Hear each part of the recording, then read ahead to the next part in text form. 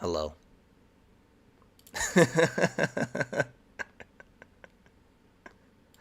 Oh my gosh. This is amazing. I've been talking to myself for how long has this stream been going on for?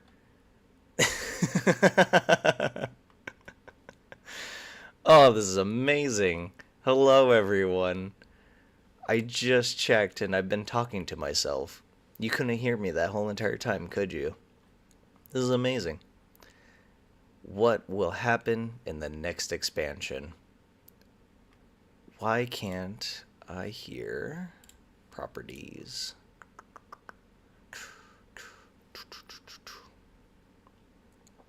Let's go with headphones. If I click on this. Yeah, there we go. Man, that would have been bad. It's a good thing I checked.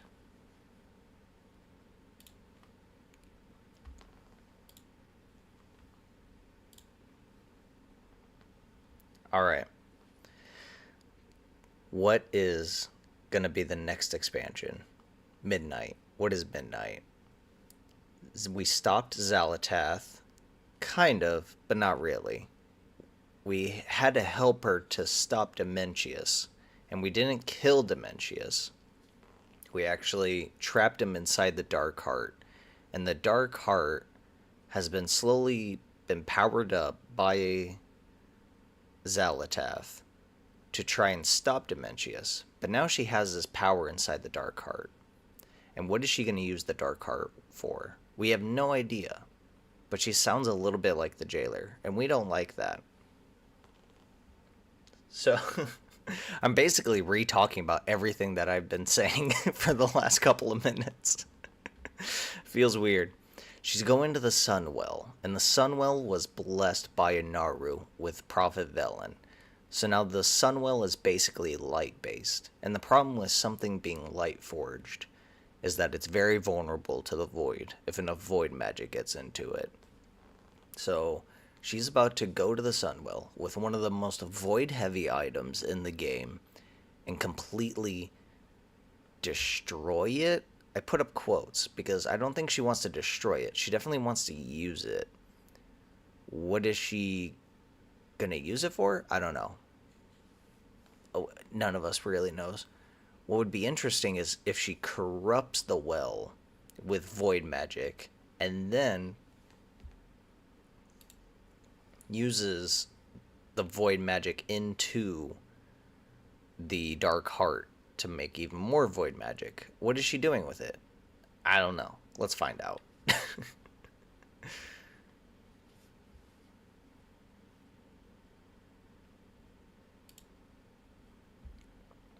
Is this what I want? I don't know.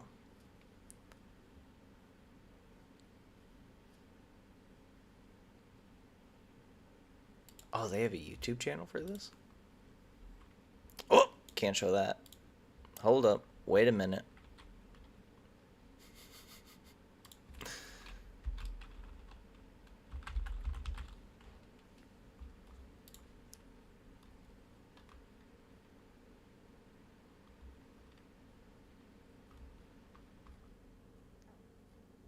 I'm so smart.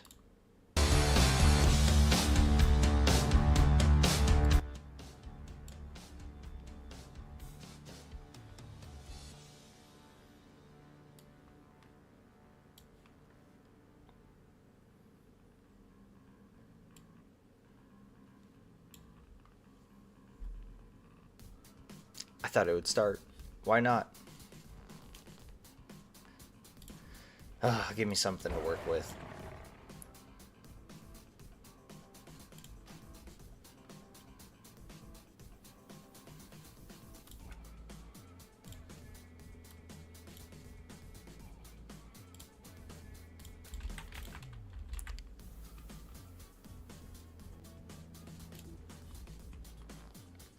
Pre-show? I don't care about the pre-show.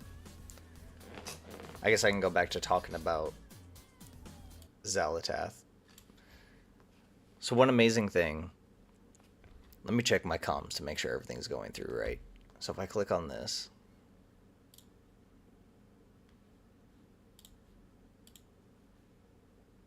Why don't... Oh, yeah, because I muted it. What? Why can't I hear it? Why can't I hear it? Am I going crazy?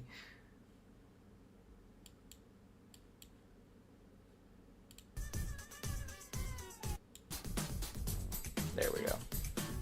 Okay. I accidentally paused it. I'm going insane here. I'm trying to set everything up.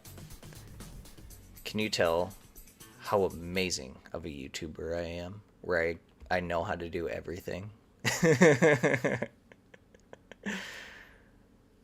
You won't get content like this anywhere else, I swear. Okay.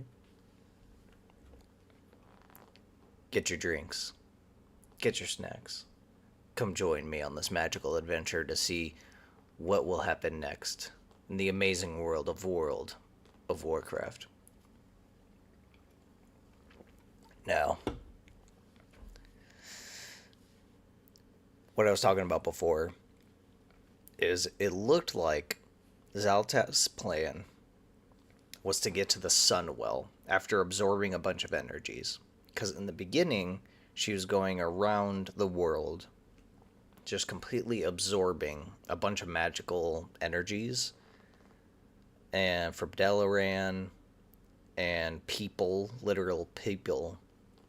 And she never went to the Sunwell, which is a big fountain of energy. Why didn't she do that? I don't know. We stopped her when she was absorbing from Belladar, but if you noticed, she was only absorbing Belladar when it was void shifted, not when it was light shifted.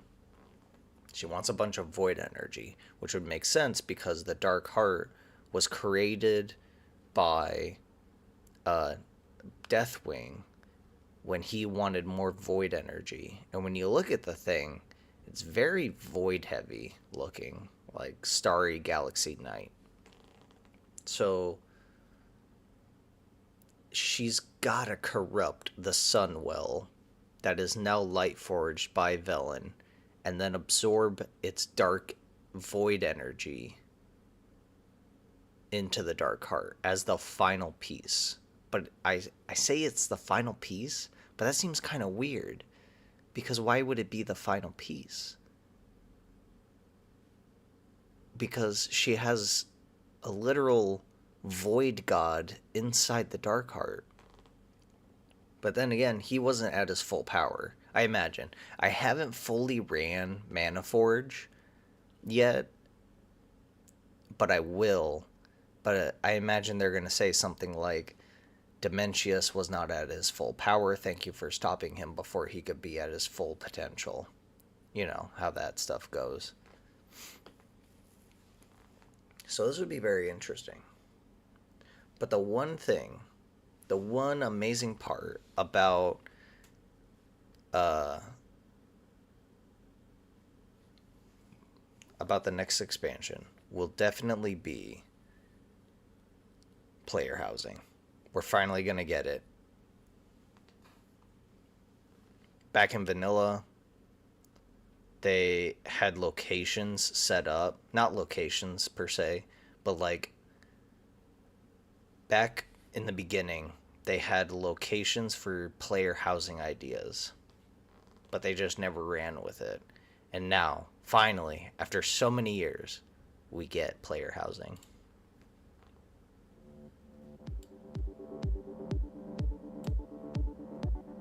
Hello and welcome to the Gamescom Opening Night Live 2025 pre-show.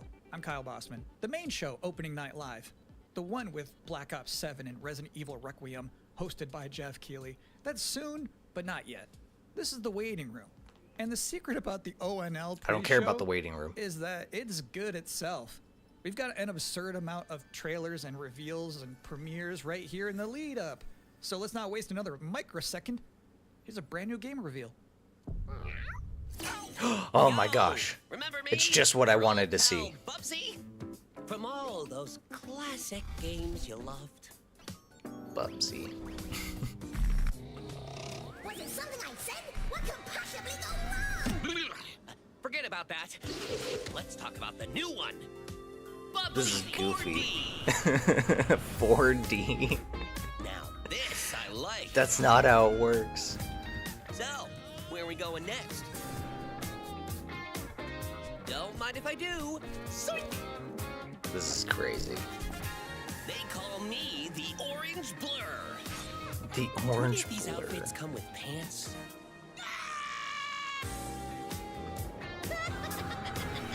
You know I've only got one brain cell, right? And it's working overtime on this baby. Atari? I didn't even know That's they were unique. still around. The first game I ever played on my PlayStation 29 years ago was Bubsy 3D. If you told me back then that one day I would be introducing Bubsy 4D to the world, I'd say, yeah, that sounds about right. Now let's keep this pre-show popping. Here's another brand new game announcement. Come on. Where's my World of Warcraft?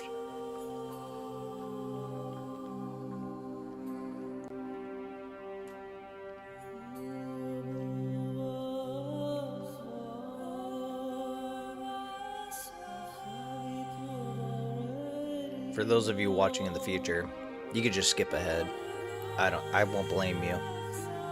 We're not here for this stuff.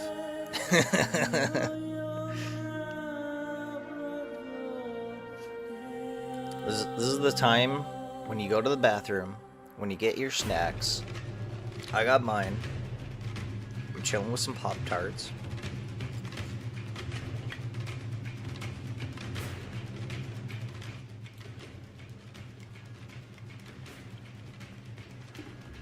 Just eat.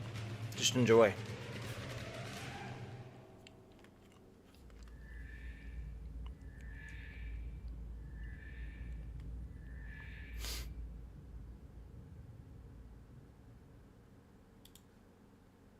You're watching the Gamescom Opening Night Live pre-show, which will basically be me I don't care about teeing pre-show. up wall-to-wall trailers in the time before the main event. We do have an interview coming up with the project lead of Double Fine's Keeper.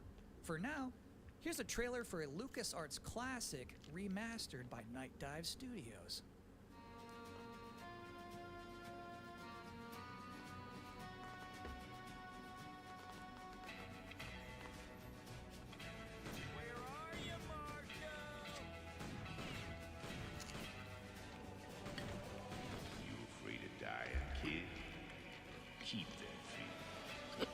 I didn't know they made a Western Doom.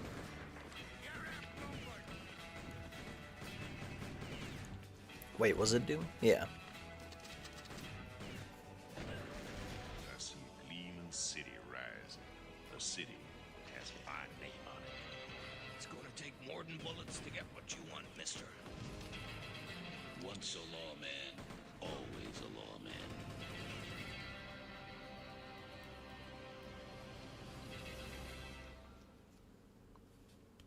Two claps. If you thought maybe I was exaggerating a little bit when I said this pre-show is filled with exciting and really good trailers because it's my job, normally you'd be right. However, sometimes a trailer is actually just unmistakably exciting and really good, like this one. Alright, we got Toon.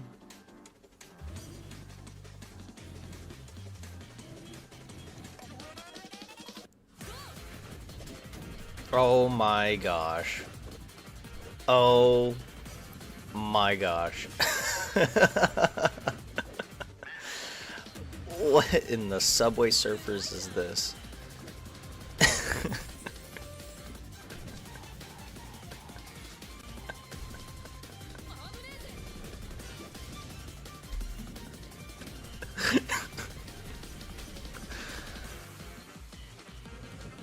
Amazing art style.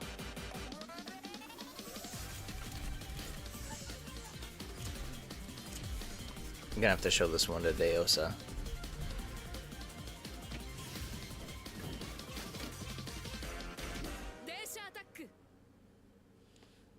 In this year's Xbox Showcase, Double Fine announced their first new game since Psychonauts 2. It's called Keeper, and joining us tonight in a recently pre-recorded interview is the game's project lead, Lee Petty. Hi everyone, thanks for having me. I'm so excited to have you here. So you showed a first look at gameplay of Keeper. This is the game amazing. itself is about the lighthouse, but also the bird as well, right? This duo.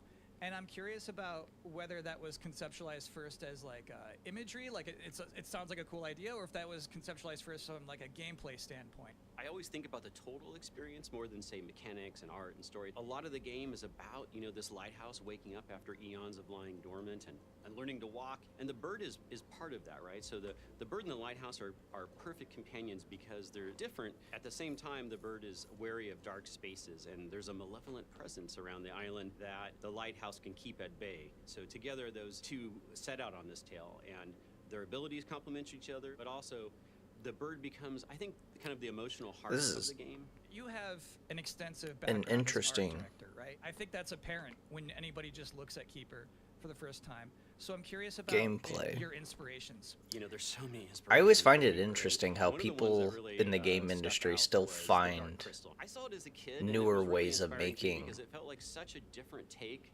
on a fantasy different world that I video hadn't game seen before, ideas. and it was It's beautiful, amazing. And but art also a bit styles. It tragic really and helps with scary that at too. times, but also really playful and fun. Do the bird and the lighthouse have names? Yeah, well, at least the bird does, and we call the bird Twig internally because she has a beak that is made of driftwood. But for now, the lighthouse is simply the lighthouse. It's just simply the lighthouse, yeah. Lee, thank you so much for joining us here in the pre-show. When will people be able to play Keeper? On October 17th this year, which is coming up really soon, and we can't wait for people to get in there and experience our strange, beautiful world for themselves. Thanks so much for joining us. Thank you. Well, that was a great interview. And if you thought this pre-show couldn't get any more masculine, buddy, watch this. Buddy. Oh my gosh. My skull is mine. Not so fast, Skeletor. Whoa, what's happening? He-Man and the Masters of the Universe, Dragon Cruel Destruction coming soon to all platforms? Yes, it's He-Man and the Masters. This is amazing. My gosh. Intense beat-em-up action that puts the power in your hands. Grab a friend and fight for Eternia with full heroes. Classic arcade controls. It's powered-up pixel perfection for your gaming console or personal computer. He-Man and the Masters of the Universe, Dragon Pearl of Destruction, coming soon. From Limited Run Games. That's Thanks for joining amazing. us here at the Opening Night Live pre-show. We're only about halfway through. It's a sufficiently chunked up show. And just to prove my point, here's a new trailer for Absolum.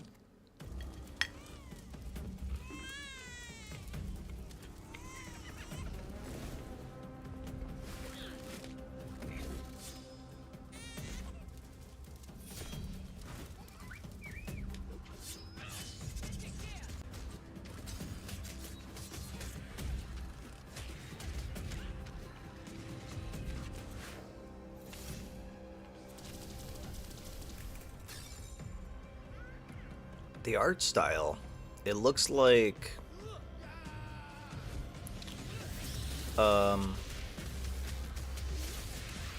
Dark Horse with Hellboy. October 9th. those that's a heavy release date shaders. Reveal. And I think Frog Mage revealed too. That was cool. Now, if you'd like to take a break at this moment, maybe grab a water and some snacks, I really can't recommend it. Here's a brand new look at Long Gone.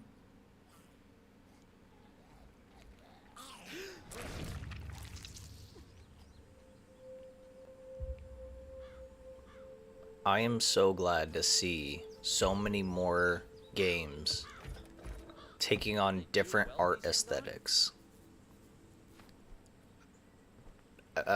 There's been so many games in the last couple of years where it was just the same stuff, copy and paste over and over again.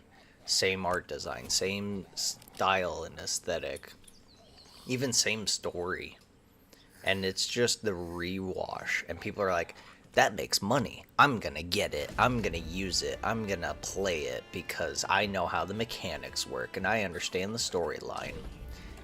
And I feel like indie game studios were the beginning push of different art styles and story design that hopefully AAA studios realize, oh no, we're gonna have to change with the times and actually try our best to make different stories and different styles that we're not used to doing.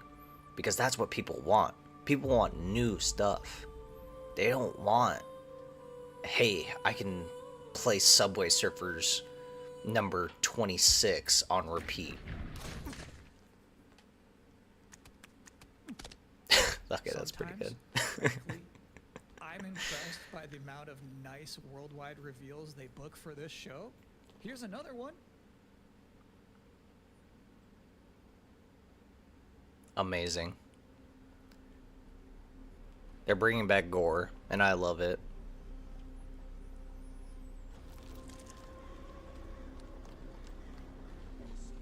It's the details.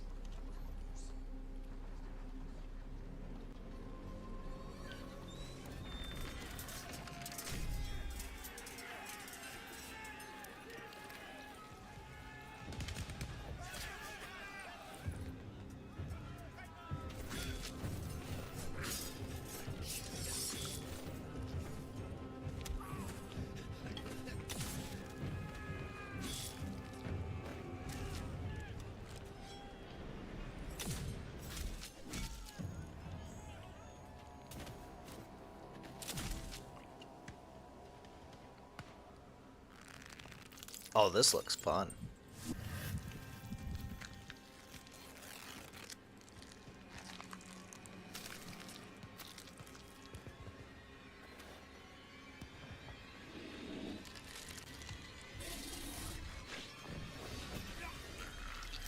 This is just getting better by every second.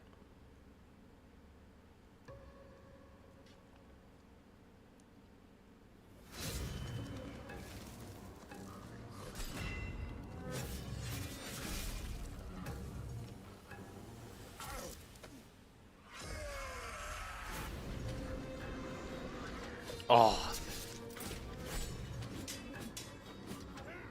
Not gonna lie, I might have to buy this game.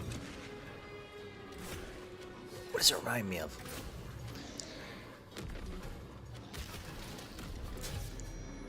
Ah, man. It hurts.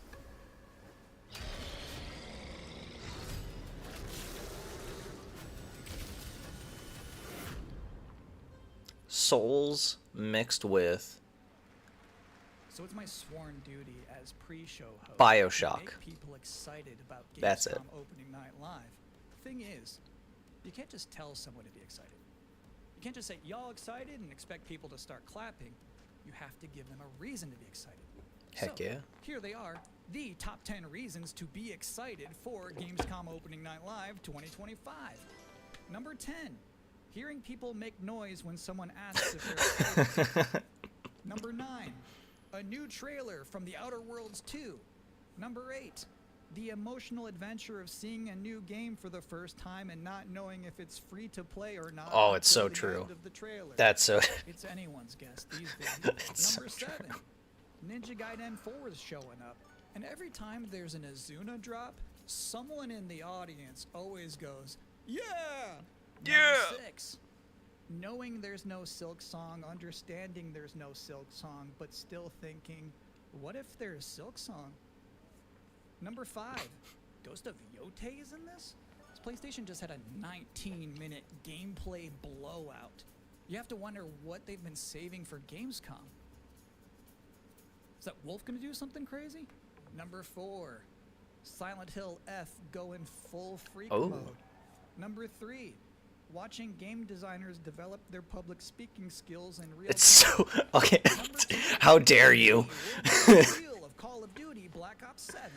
Now you might be saying, Disgusting. "Didn't that already happen a couple I'm gonna be months ago?" honest. No, Call of that Duty, was the teaser. great games. I love This them. is the worldwide But reveal. And they've the slowly number turned one into reason to be copy and excited about paste. Gamescom Opening Night Live 2025, Resident Evil Requiem. Oh, I they didn't know just they had announced another this at Resident Summer Evil. Game Fest, and then they said, "See you at Gamescom." Well, look at the time. It's Gamescom, or it will be in a matter of minutes. You're still in the pre-show, but how about a new look at Planetenverteidigungs? What the heck? Kommandant. Is that a real? No way. Is that the actual Good name? morning, Commander. The condition of your well-being. Get you back up to speed before our lives are on the line. Oh, this looks fun.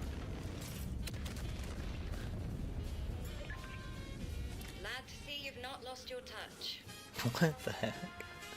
What is this? 3D Papers, Please, but you destroy planets?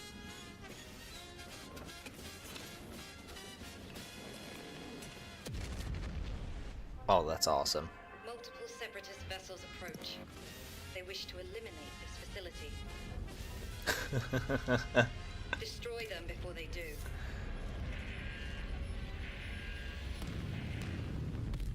Oh, that's amazing. Fly by when you love what you do. That reminds me of like Nuclear Bunker, but in 3D. Welcome again to the Gamescom Opening Night Live pre-show. If you're just joining us, there's still plenty of time to enjoy some bonus video game trailers before the big show begins. Here's a freaky one. Freaky one? How freaky? Ah, it's just found footage. Surprisingly, not a fan of found footage, like movies, shows, video games. Oh, Spaceman. Look at the Spaceman.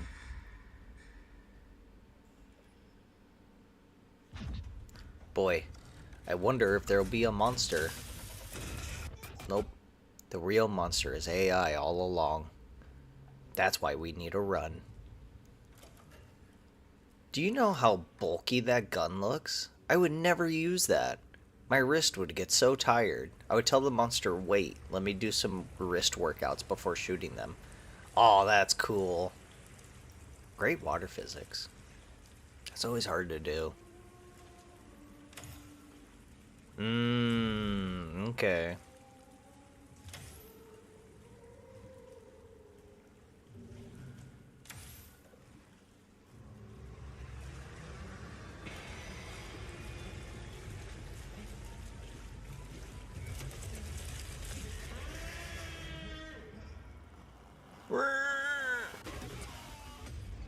And you died. Congratulations.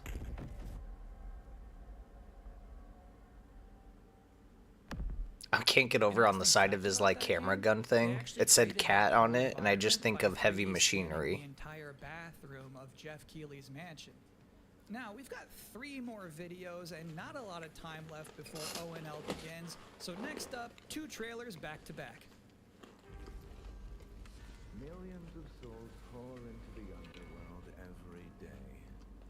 You're no different. Kill him. My lord, he's here. I don't trust a man that wears needles in his hair. I bid you walk the mortal world once more. And yes, I'm eating. I'm hungry. Fallen leaves You should be eating too. shall gather the souls that stray. Beautiful landscape. I've watched over this city for ages, and every name in your scroll of death. Not one of them dies quietly. You, a soulless husk. You can Finally, gameplay. I'm glad they put it in third-person mode. when their artifacts can do what Luke's flame cannot. Again, Souls games are on the rise. And it's what the world likes. It's getting back to more difficult games because we're so used to easy playing games. Oh, never trust her. Nope, don't trust her. She's gonna turn into a demon. There we go. What? The soulless husk?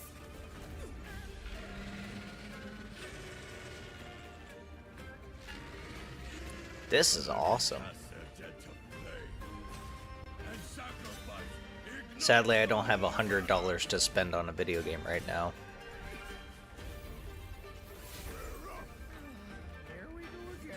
Here we go again.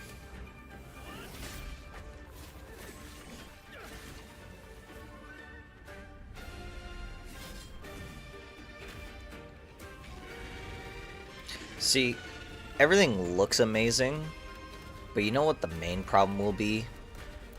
When you play it. Because right now, it's the developers playing, and they have like set shots that they want to get. But when you play, there's gonna be like some messed up movements and models that are gonna look really weird and gross. Or it'll be just a bunch of rolling like in Dark Souls. Alright, here we go. I'm not a fan of that. Showing text bubbles.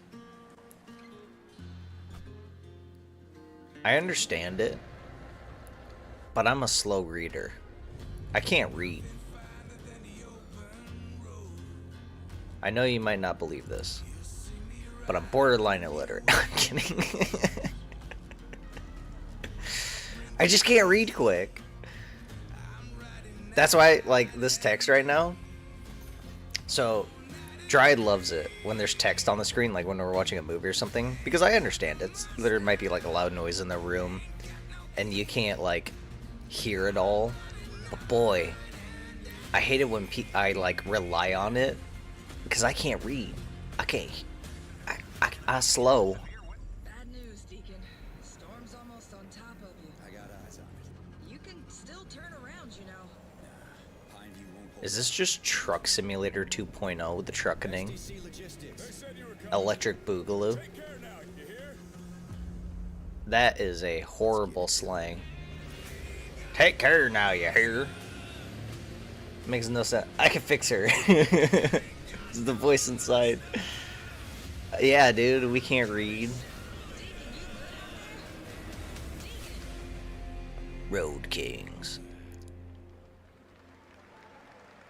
I'll give you a moment to catch your breath after that.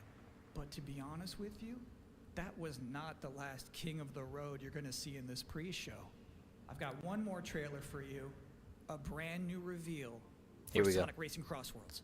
Sonic? Really? Here's the real question. What will die first, Mario or Sonic? And the real question is never, because aliens are going to come to this planet, take our IPs, and bring it to another planet. That's what's really going to happen.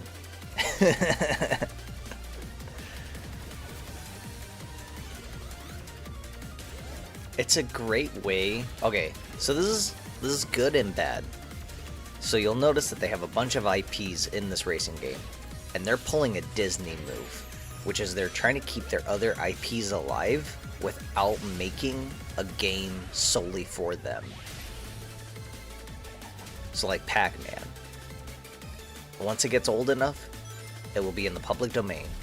But as long as they use them in these short little games, they can keep the IP to themselves. It's disgusting. And that concludes another 10 out of 10 pre-show. Up next, Black Ops 7, Ghost of Yotei, Silent Hill F, Resident Evil Requiem, even more apparently. It is time for Gamescom Opening Night Live 2025. Thanks for watching.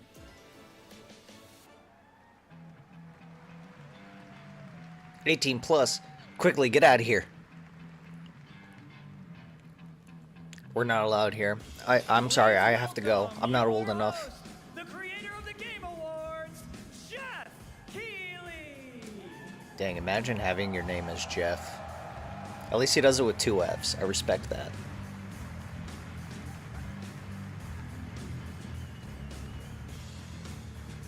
If he opens up with, my name is Jeff, I'm gonna... No, he didn't.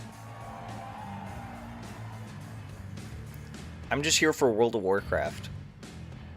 Guten Abend! Welcome to Gamescom! Wie geht das Deutsch? Alright. This is Привет, Gadir Mikoshka. the kickoff to the biggest games festival in the world right here in Cologne, Germany. We've got over I love how he started off with a German accent and now it's completely shifted to just pure English. He just gave up halfway. And by the end of the week, more than 300,000 people will walk the show floor, which for the first time has more than 1,500 exhibitors. It turns out that E3 didn't die, it just moved right here to Germany. Woo, E3. And of course, there are millions more watching live around the world. no matter where you are. Is he talking about me? No, he's talking about you. To celebrate the art, creativity, and joy of games. From the boldest indies to the biggest blockbusters. Thank you, Colonel, for being the one true voice in my head. More dynamic. Clever ideas from small teams are breaking through in huge ways. Yeah, just call them indie studios. A co-op climbing game created by Aggro Crab and Landfall Games. I love that game. Steam, and right now I can announce for the first time it has sold over 10 million copies to date. Congratulations. I'm one of those numbers.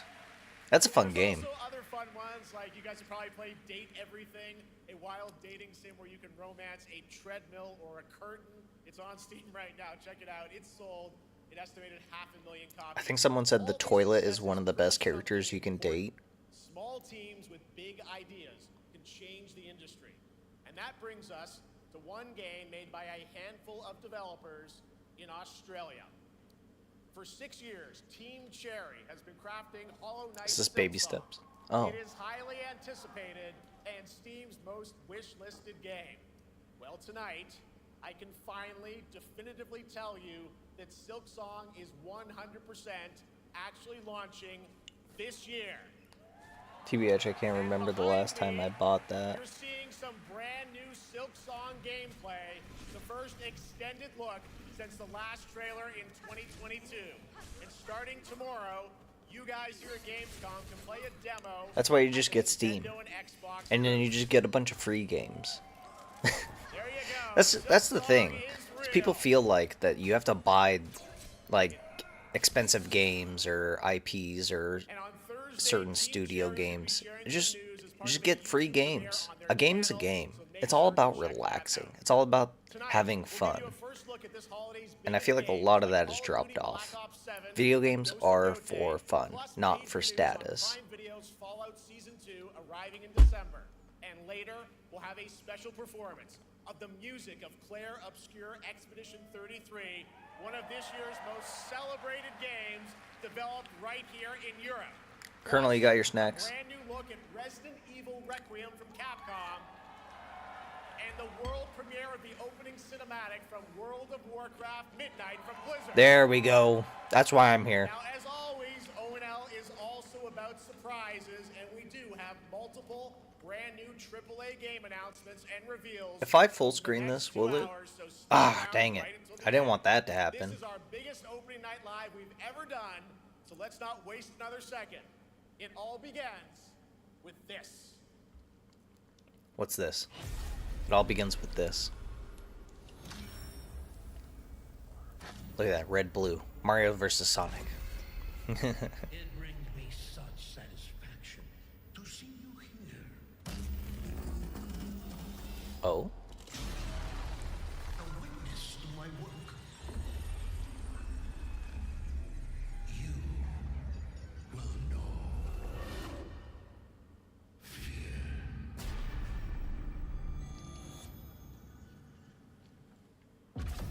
They want you afraid. Fear makes you easier to control. Oh, so it's just AI. It's time to wake up.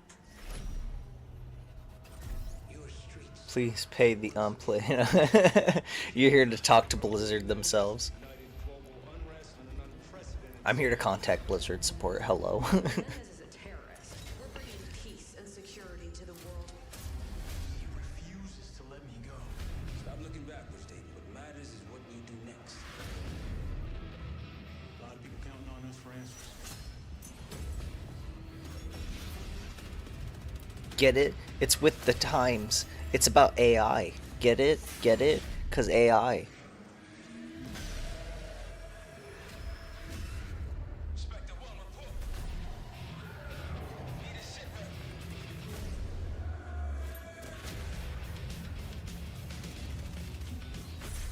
This isn't real. Ooh, good song choice. I'll say that.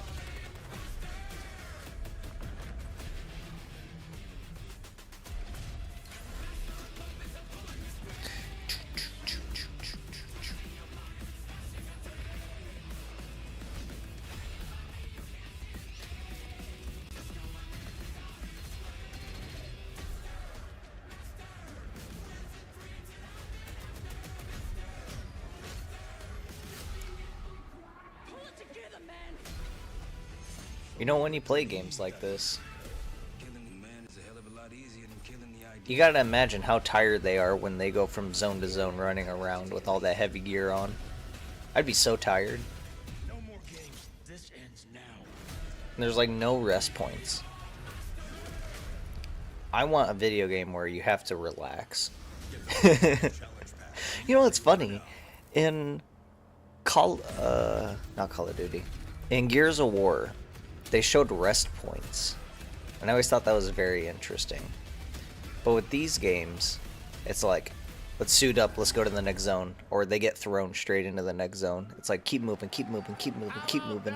Zombies, of course. Dead Ops Arcade is Oh, they finally have zombies. Thank God. Call of Duty Black Ops 7 releases on November 14th. And to tell us more, please welcome Miles Leslie from Treyarch and Natalie Pohorsky from Raven to Opening Night Live. I don't know why they got rid of it. Because zombies was the best. And they're like, oh, no, you have to play the main game. You can't play the side game. That was just for fun. Forget you, I'll play what I want to play. Hello, guys. Congratulations on the reveal. Welcome, Miles and Natalie to Opening Night Live. Thanks for having us. We're very excited to finally talk about this game. Yeah, excited. Let's get into it. All right, well, that trailer was obviously... I'm here for World of Warcraft. Bring me World of Warcraft. Black Ops as always, and it looks like you're definitely pushing the envelope again. Absolutely, Jeff. It's been a long road, and we're thrilled to finally be sharing what we've been building. Black Ops 7's got a bold vision of the future. Look at that, it's so boring. My character is idle. That's how boring this is. I wanted to go to World of Warcraft. Twisted. Only the ways Black Ops could. And, you know, you come to expect what you got there. It's a world of fear. The shadows are gone. Nothing is what it seems. Yeah, See, Colonel has the right idea. I'm here to talk to Blizzard support in person. How does this all fit into the Black Ops timeline? Yeah, so we're pulling threads from Black Ops 2 and Black Ops 6. But don't worry, don't get it twisted. This is a beast of its own, Black Ops 7. We're stepping into a world spiraling from the return of Raul Menendez and the consequences of the past. All right, well, I'm gonna be honest. I'm curious who the protagonist is, so you can tell us who's stepping into the lane. Black Ops. Yeah, This is David Call of Mason Duty? returns, but he is not the same. He's carrying I hate it. scars. I hate it. I hated it when the third game came out. Because it's literally the same game. It is, yeah, Call of Duty Black Ops. It's literally the same game. You have guns, you run around, and you shoot people. And that's it. Why buy another copy of what it is? I don't understand. Oh, dude, I love it because I get to run around and shoot people. It was amazing when it first came out. It was perfect. It was amazing. But then they came out with another one, and another one, and another one. And it's literally just the same thing copied and paste. But I will say that this version looks like they finally did something different. That's why people loved zombies so much. Because zombies was something different than just run around and shoot people. It was run around and shoot people that are zombies. But there was also storyline. It was something different. And this looks fun. Because they finally realized that they need to change up the story, they need to change up the thread, other than just literally insert country name here is going bad, you go in and do good by shooting people and capture the flag. It's so bad.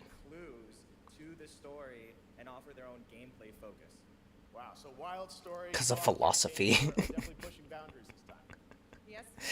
This is so true. There is no good or evil, but the difference in philosophy. Not just in gameplay, but in how we tell stories, how we connect players, and how we build worlds.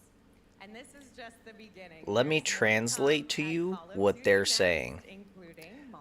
I like money. I created the same game.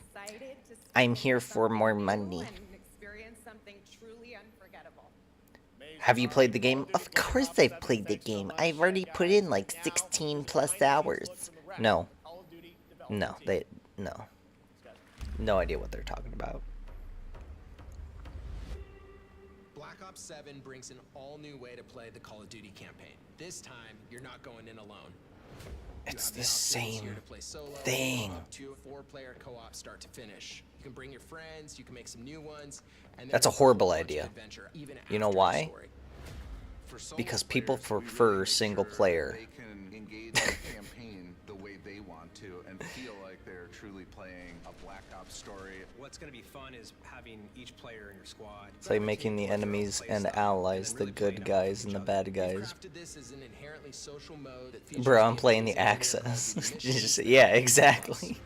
Mission variety is at the core of the Black Ops 7 campaign. I wish to shoot you, I wish to kill you. High-intensity combat, stealth-driven objectives, and deeply psychological sequences that challenge your perception of reality. See, I think that's the only thing that they have going for them, is that psychological part. But when they were listening off the first stuff, where you have to, like, you go in, shoot people, stealth missions, it's like, yeah, that's Call of Duty. That's a Warzone game. Congratulations, you just recreated the same thing. The end game. It's a proving ground. NoobTube. The end game is a brand new PvE social experience where you and your squad will need to survive overwhelming odds, adapt under pressure, and break the rules of what you thought a campaign could be.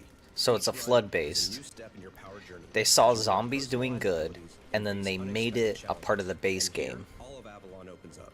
Gives us a lot of freedom to have. I prefer gun blasting, stealth games. I think it just depends on the person. I like both, to be honest. But usually in stealth games, whenever it breaks, I just go in and just kill everyone. It's a good day to die. Yeah. Quick look at what's to come with the campaign. Every mode of this game is built with the intention to deliver the best possible. Is Raven still going through their lawsuits? Just, you know, it just popped in my head. No apparent reason whatsoever. I wonder how Raven's doing with those lawsuits. All right, for much more on Call of Duty Black Ops 7, make sure to watch the full-length Black Ops 7 Direct and tune into Call of Duty Next on September 30th. Still to come, we'll have news on Fallout Season 2 and the announcement of a brand new game from adventure game legend Ron Gilbert. I grew up playing his games, and I can't wait to show you his next unexpected creation a little bit later. See, and Fallout is different whenever they made a new one. Game announcement of the night.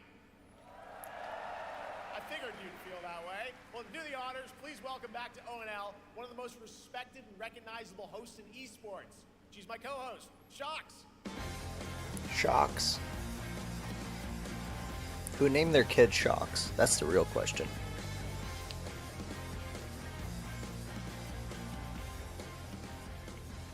Hi everyone, thank you so much, Jeff. It is so great to be back here at Gamescom and ONL. I just had so much fun last year that. Oh, her real name is Eefel. And let me just say, we have an unbelievable show for you tonight. And now, without further ado, it's time for our first new game announcement at ONL. Please enjoy. Ooh. Our gods have forsaken us for fear of the coming darkness consumes all. Looks like Diablo. Ooh, souls. Something stirs within you. Something ancient, powerful, hungry. So I ask you, will you harness this darkness within? Nice beard. And deliver unto our so-called lords retribution? Finally, a cool looking game. Let's be honest.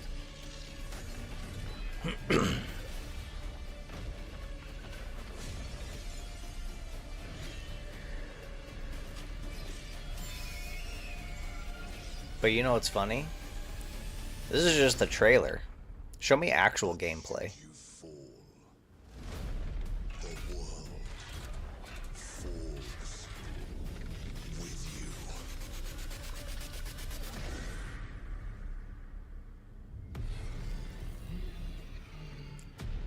I don't want to see trailers, because trailers don't show gameplay. I want to see gameplay. That's the main problem with. I've never played the first one. I doubt I could fix her. I don't know. I bet I could fix her. Fallen 2 is official, set 100 years after the last game, as a fragile veil between the living and the dead begins to tear. CI Games promises a sequel that's bloodier, faster, and more brutal than ever, with more aggressive combat and new boss battles. I don't care. Show me gameplay. That's all I care about. All right, now for something completely different. This next game won Game of the Year at the Game Awards and comes from one of the most celebrated studios on the planet. Next year, it's making the leap to become a major anime. And tonight, we're breaking the news with your exclusive first look.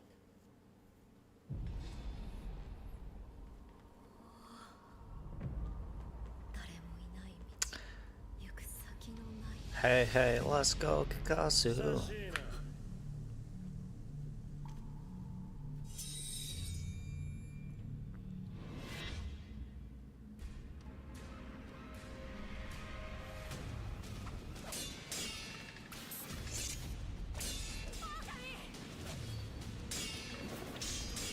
How did they adapt this into a video game?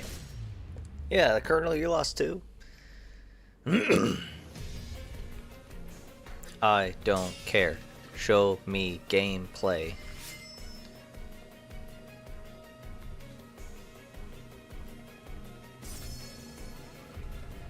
What is this, a choose your own adventure and then they play it out for you? What? They didn't even oh, that's just the part of the... What's the game? What's the game? Looks awesome. All right. Yeah, it looks awesome, but what's the game? Next new game announcement What? stars a hero who needs no introduction, a true legend of justice and gadgets. Gadgets. Oh, here we go. A Batman.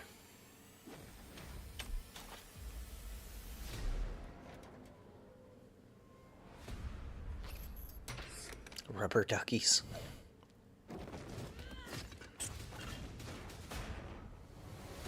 I'm gonna say it. I'm gonna say it. I've never played a Lego game. I need to become. Oh, Origin. What did you have in mind?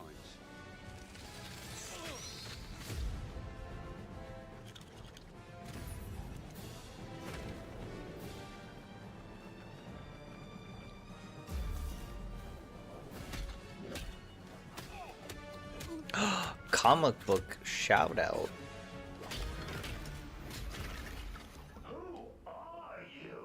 I'm Batman.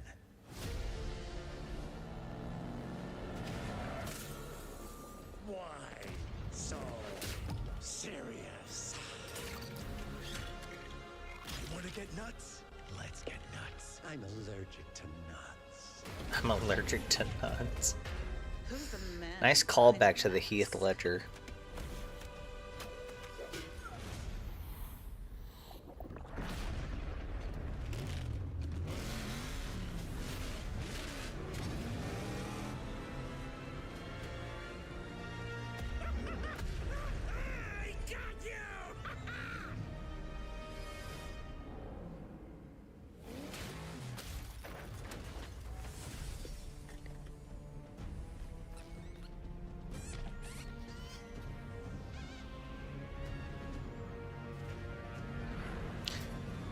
I feel like they did a great job on the trailer.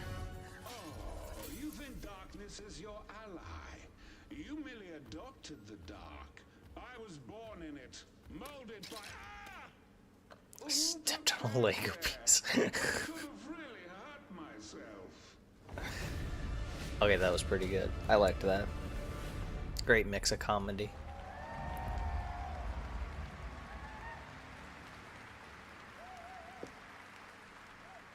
The Bat is back. Please welcome the head of Lego Batman development team, Jonathan Smith.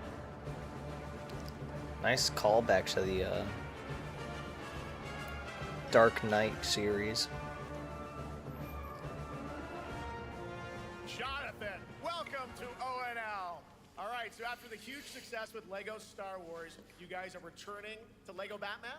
We are so thrilled to reveal this game tonight for the first time. I wonder how many people are on drugs in that stadium. World. And that's not all. At Gamescom, you will be able to play Lego Batman, Legacy of the Dark Knight. But I want to play it now. Pretty amazing. All right, well, there will be a demo on the show floor for everyone.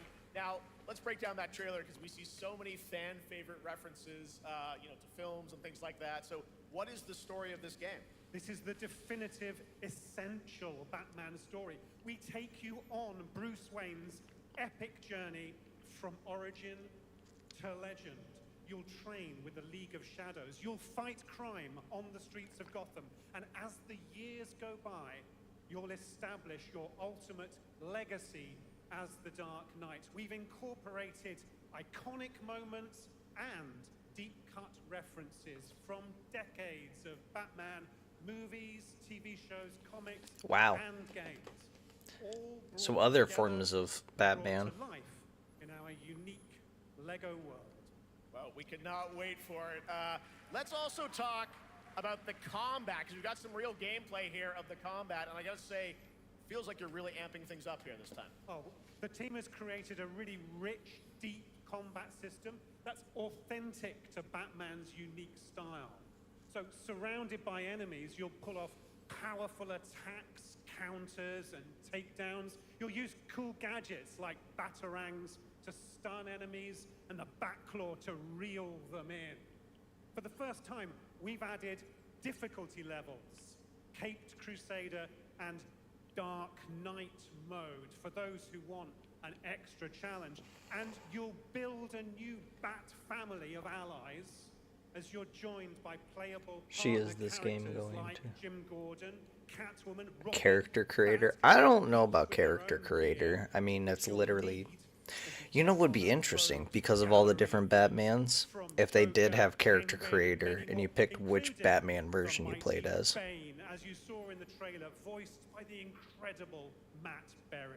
Oh my god, I cannot wait to see what you're packing. But I highly doubt there's going to be a character creator. Is it an open world Gotham? Is that fair to say? Sure, that's right. Gotham is a playground, a Lego playground. Oh, open world. You can grapple from rooftop to rooftop, glide over the streets, or cruise around in your choice of Batmobile. There's your character creator right there. You get to change up your Batmobile. I'm pretty hyped about it.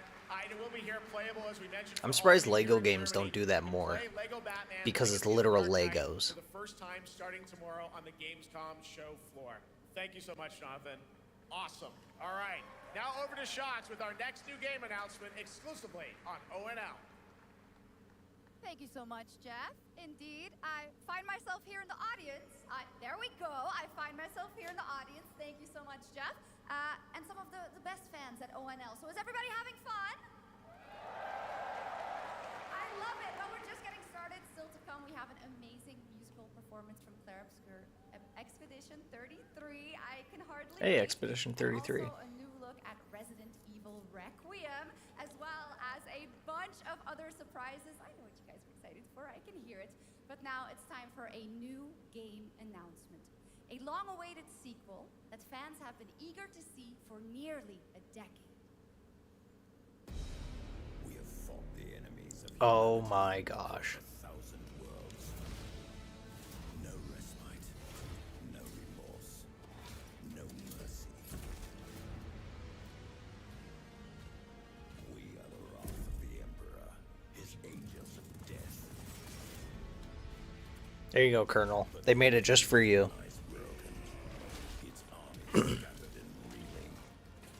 Our foes rise to drag us down, and the galaxy has been torn asunder.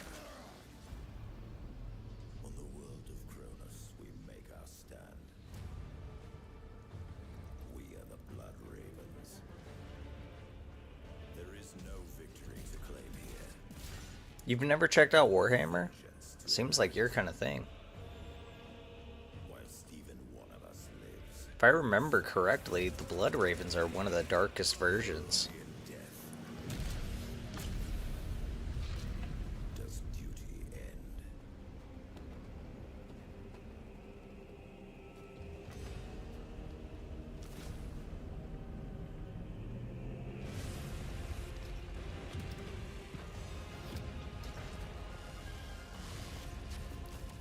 as Optimus Prime. The voice sounds familiar. I think that's voice actor from the Starscream. Oh, Starscream.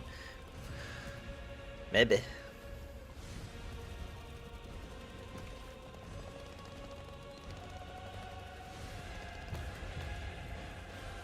Oh, it looks TCG. Nope, I ain't playing it. 2 centuries after the Or last RTS, conflict, the not battle for TCG. Kronos begins again It's in RTS Dawn of based. War 4, with 4 playable factions and over 70 missions. Dawn of War 4 is coming in 2026 to PC. All right, now it's time for an unexpected update from the Monster Hunter Wilds team about a very special crossover event. Kill everyone.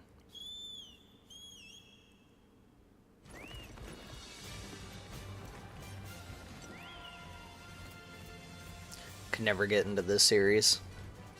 Yeah, I didn't. Sorry, I said TCG. I meant RTS.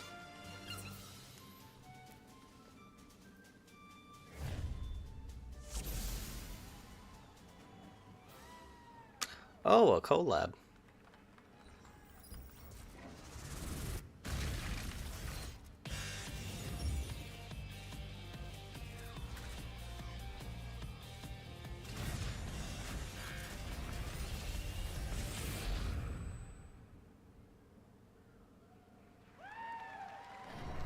That's gonna be weird. All right, to tell us more, it is my great honor to welcome 2 very special guests together on stage. Ryozo-san from Capcom and Yoshi P from Square Enix. It's amazing how far Final Fantasy has come. When they were creating the very first Final Fantasy, they thought the game was gonna flop. Hence, why they actually named it Final Fantasy, because it was their last chance at making something that they loved. It was their Final Fantasy. And then it blew up. Translate for us. Well, guys, it's great to have you both together here at Gamescom. Ryozo-san, what can you tell us about this collaboration? It's not worth it. Thank you, Jay. ドイツの皆さん、配信をご覧の皆さん、こんにちは。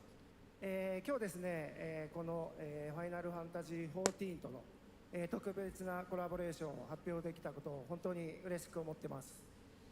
Thank you, Jeff. Good evening to everyone at Gamescom and all the friends watching online. I feel sorry for Today, translators. We're very excited to announce a special collaboration with Final Fantasy XIV. Not even just the translators, but the people that don't speak the language around you, because you kind of have to keep it like short scripted for the translators to translate it, because we use like slang, and it's hard to like translate innuendos and stuff like that. I feel bad for them. 来月皆様にお伝えできると思いますので、そちらの方を注目していただけたらと思います。あとですね、まあ今回もですね、吉田さんと There's a funny episode of Archer that really showed that off. 全面協力していただいたことをですね。 Quit using innuendos. What do you mean? はい。でここからですね、ぜひ吉田さんにバトンタッチして感想をいただけたらと思っております。 After our collaboration in Monster Hunter World, I remember talking to Yoshida-san and discussing how much we wanted to do it again, and now we're very thrilled to make it happen. What we showed you is Nah, just you a don't need to little watch, glimpse of or you what's don't have to come, play Final so Fantasy. please It's look out alright. for more information that's coming next month. But of course, Yoshida-san and the Square Enix team have been working just as hard with us on this special collaboration. So I'd like to not only thank him, but turn it over to him to share some thoughts. Guten Tag, Gamescom! まずはこのような素敵な場所に招いていただいたジェフさん、それから我々にね、いつも本当にたくさんのインスピレーションをくれる良三さん、それからカプコンの開発チーム、そして何よりゲームファンの皆さん、本当にありがとうございます。 I know only one character because they're considered hot. First That's of all, I'd like to funny. thank Jeff for having us here, and Ryozo-san for all the inspiration, the Capcom team for working on this special collaboration, and to everyone enjoying our games. Thank you so much.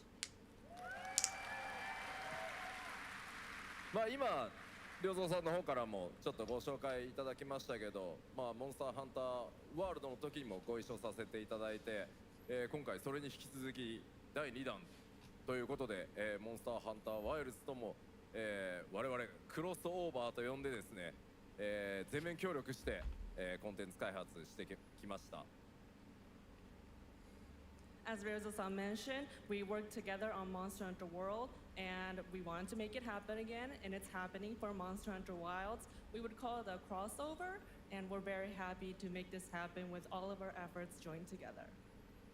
もちろんクロスオーバーですので、ファイナルファンタジー14側にも、スペシャルなバトルコンテンツご用意しております。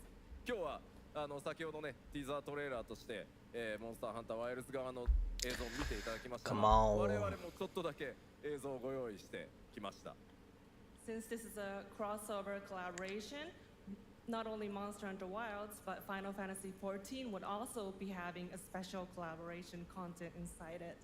Outside of the trailer we just saw, Final Fantasy XIV has also prepared a short trailer to show you what you can get. Wow, all right. Well, thank you so much. Ryozo-san, Yoshida-san, here's the trailer.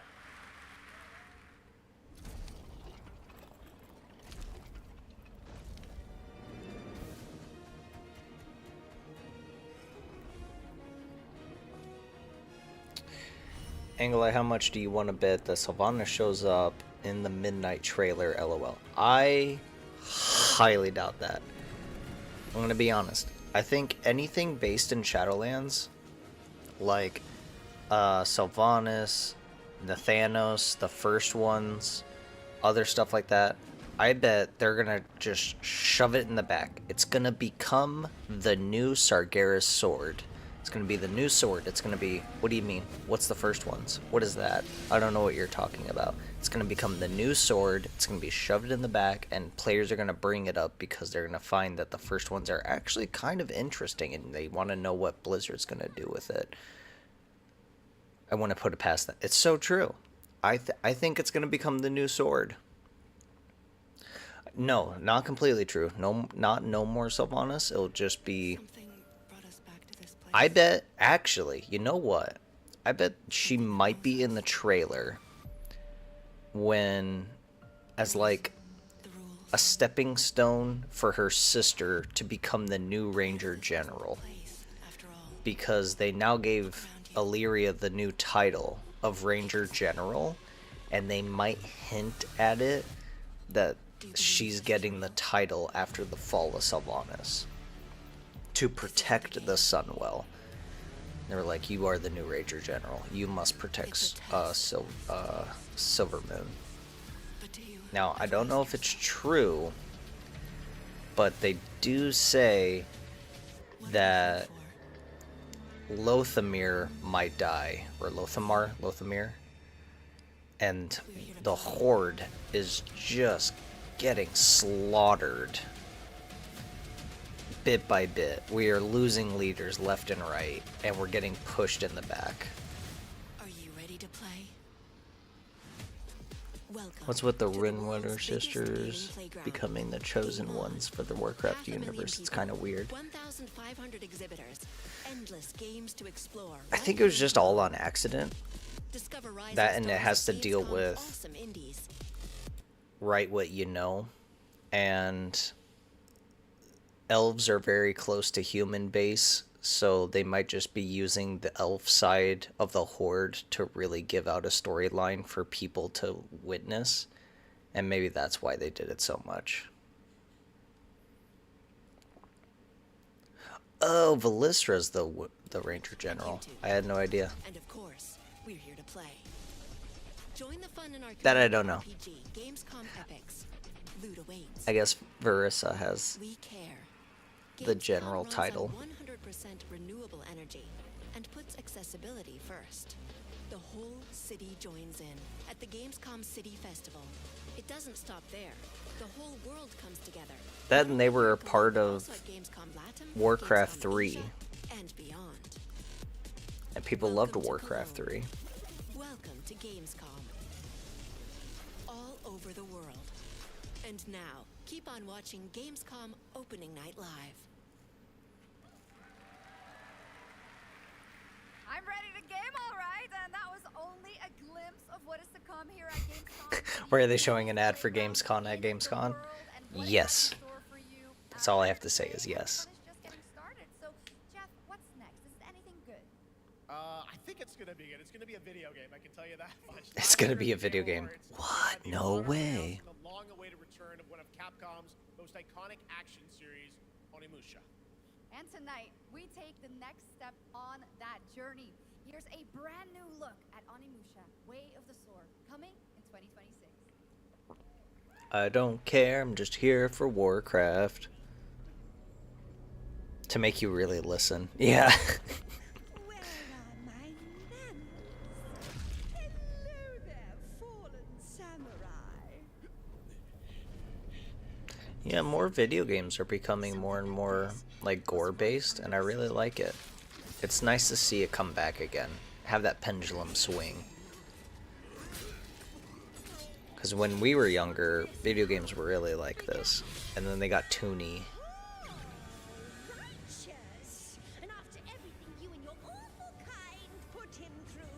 I'm just here to see how much they screwed up. So true.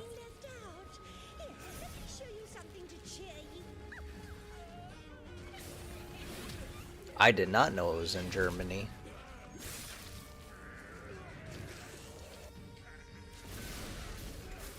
Never shoot an exploding barrel that's right next to you.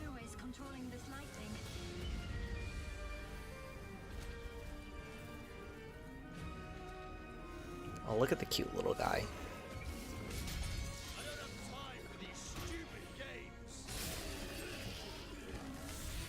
I'm terribly sorry. Anyway, do enjoy. Do enjoy.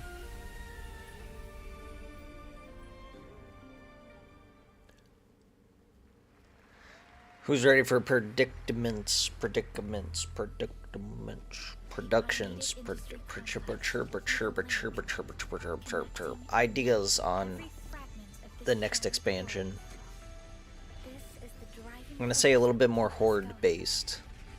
Continuous improvement is essential for keeping pace with advancements in technology. Look, it's Little Red Riding Hood. They don't simply talk about our dreams. We do what we can to make them a reality.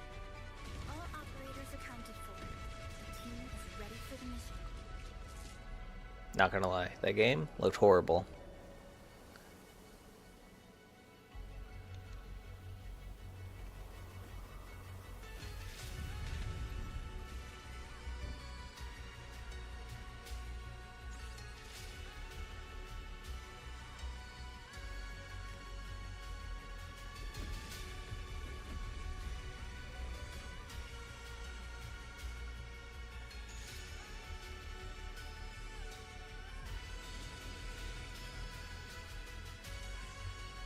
The Horde is losing another leader. Or you predict that the Horde is going to lose another leader. Thrall has to get off his lazy butt and actually step up.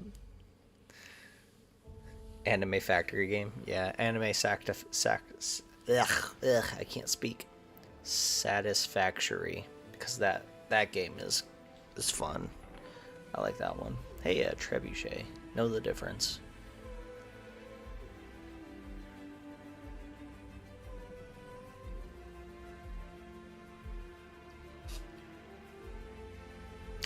Oh, wow.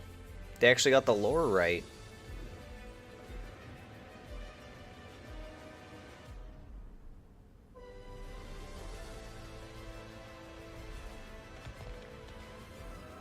With the conquering of the new land in South America, there was the, oh, what? Is it going through all forms of history?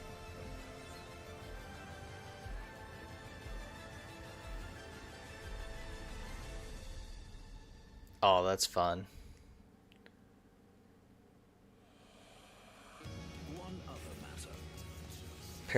Paradox they made Hearts of Iron for. Huh. This will truly be the birth of a new world. A world where we are the one and only Any predictions myself? I think so. I know about the Alpha. Why is she here? Zalatath is going to the Sunwell. She's going to corrupt the Sunwell because it's light-based now by Velen, so that it turns into a void-based well. And then she's going to either use it or absorb it into the new, stronger Dark Heart. And it's hard to tell what she's going to do with the power. Because we don't really know what she wants to do with it. Her first plan was to just kill Dementius. But like her end goal, we never know what it is. Does she want to create a new Nyalotha? Does she actually want to go to the Shadowlands? See, corrupt a first one, corrupt the Titan, because it has to deal with the Titans.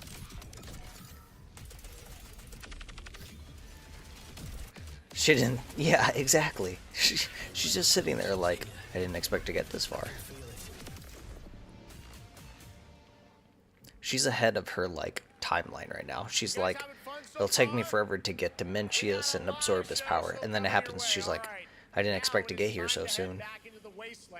We're talking about the TGA award-winning Fallout series based on Bethesda's legendary RPG franchise. Season 1 earned universal praise for its tone, storytelling, and original I think characters. she's gonna try and corrupt Azeroth to turn her into a Void Titan, but she wouldn't like that. She'd be like making another Dementius if she did that. But why? Like, that makes no sense. What if she wants to? No, because she hates the old gods. But bend her to their will. Yeah. I think when they talked about it last time, they said the old gods were all dead. But old gods are tricky little guys. They can always come back. Great to see you all. Welcome to Cologne and Gamescom.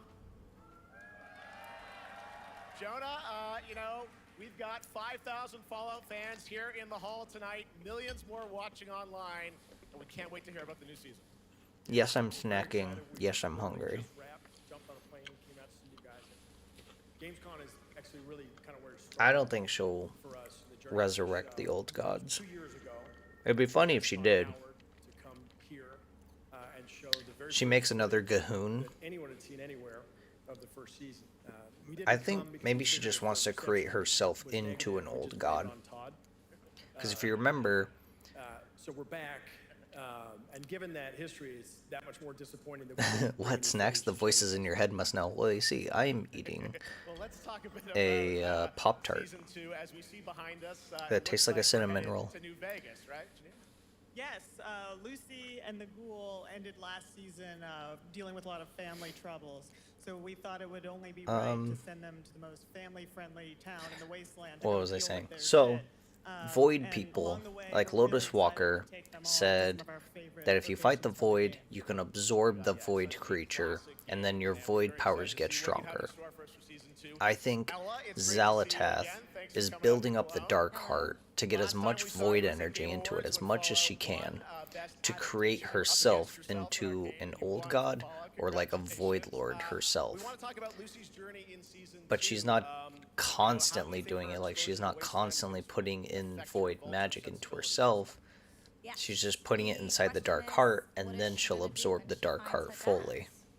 Is she going to bring him back to her vault and give him justice, or is she going to give him waste? Is that a Pikachu tattoo? Justice, I think a central question of the season Funny. is whether Lucy will transform the ghoul or whether the ghoul will transform Lucy. I'm also drinking Witch's Brew, a carameled apple energy drink. Don't tell Dry, I'm not allowed to have caffeine. Now that Lucy and Ghoul are kind of heading to New Vegas, Okay. Tell us about Maximus. How does he get deeper into the Brotherhood of Steel this season? So deep. Yes. So Tell deep, us Jeff. What is Zalatath doing with the Dark Heart? Maximus, all he wanted was to be a knight. What does she want to do to the Sunwell? Does she want to absorb it? Does she want to corrupt it? Does she want to corrupt it and then absorb it? Does she want to pee in it? I don't know. We're gonna find out. Trying to make the world a better And if it's one thing we definitely know, she wants to drink it. I think that would hurt her because it's full of light magic right now. If it's one thing we know, is that World of Warcraft, this game is about Anduin. Never forget that. This game is about Anduin. So what is Anduin gonna do? What if he gets corrupted? She uses the Dark Heart to corrupt the world leaders into old gods. Void form old gods as people. Sells bathe in it and starts selling the bathwater. Alright, if I had a bingo card, one of the slots would be Anduin, the next one would be feet pics. We're gonna see Xel'Atath's feet. We still haven't seen a Ridicron. But again, I think the first ones in the Shadowlands are going to be pushed off into the side, where it's definitely going to become the new sword. We're not going to see that stuff. Do you see Midnight Drink at Taco Bell? No. What? Well, I don't know, Jeff. I heard you like world premieres. We like those, right, guys? Right, Gamescom? Gamescom. All right, Gamescom. Here's a world premiere of our teaser trailer for Season 2 of Fallout, streaming this December on Fallout Prime Video all over the world. Amazing. All right, let's check it out. Thanks so much, guys. Here we go.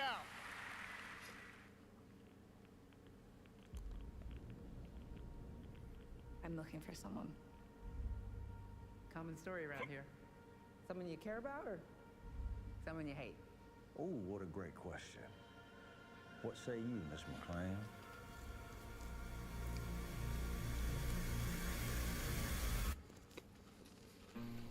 Step 1, corrupt the well. Step 2, bathe in it. Step 3, I don't know. Step 4, profit. Yes, Colonel. That is correct. It started here with one man. So glad I have these voices in my head. Cooper Howard, star of the silver screen. Like yourself, I am the very best. You know, I haven't seen the series, but I do want to watch it. And what I do I'll have to ask Dry if we could watch it. is I know everything.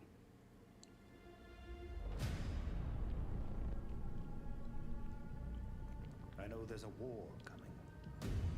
Will the Blood Elves lose their connection to the light because they depend on the Sunwell for light energy? See, I was just thinking that. Because before they were addicted to the energy of the well, and then it was destroyed, and then they had to move on to Fel energy. But then they fixed it, and then the Blood Elves now work with light energy.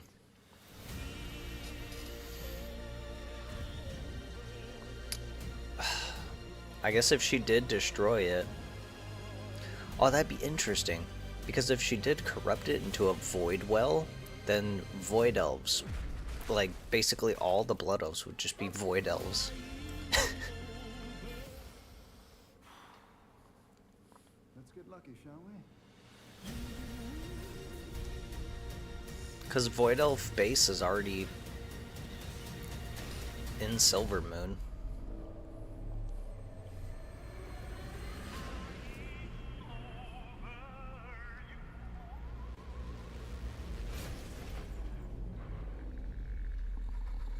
Oh, look at the little buggy guy. I defer to you about what to do in this situation.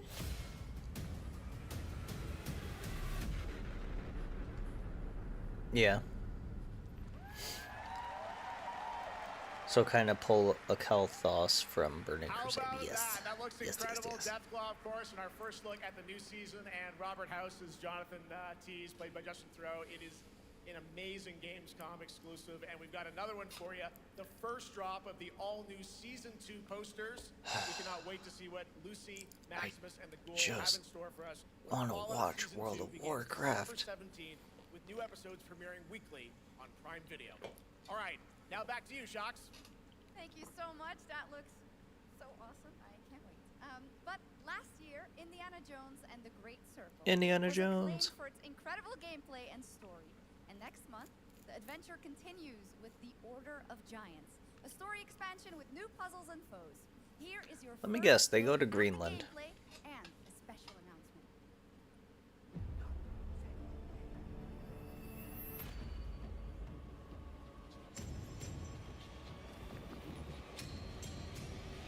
By the way, beautiful design, I gotta say. I have a meeting in 7 minutes. Oh no. Legend of the nameless crusader. Fierce warrior. Fought in the siege of Antioch, 1097 AD. Very tall, like a giant. Pope Paul IV had an item of this crusader in his possession, his helmet. I'll tell you what. If I see the helmet, I'll leave it exactly as I found it. Sound good? Ooh. Oops.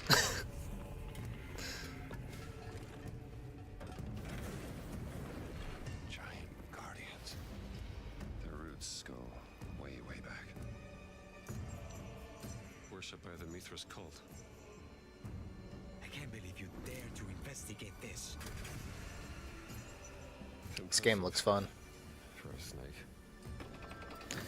But all jokes aside, I don't know what her plan is. Who knows? No one knows. Her final plan? No one knows. It says Semper Vivus. Always living. Not dead. He's not in a tomb.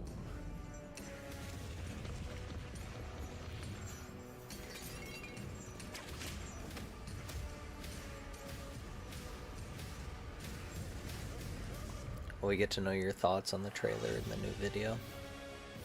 Yeah. We could do that.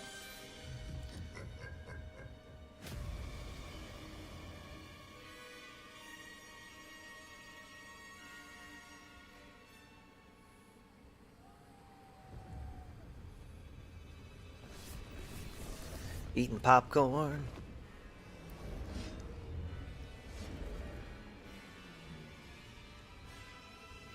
I just want it to happen already. I want to know so badly what Zalata's plan is. But you know what's crazy is in the trailer, you know for 100% that Zalata's plan isn't going to be revealed. We all know this. Maybe she's making herself into a Void Titan. Think about that.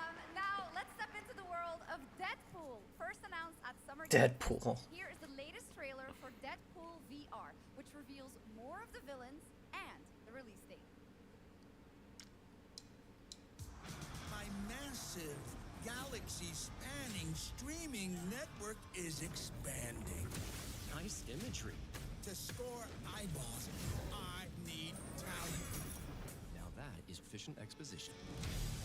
The biggest, baddest, fastest recruiter across time and space.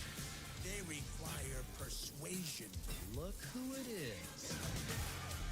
Spyro Gyro, a deluxe portal for two, if you please.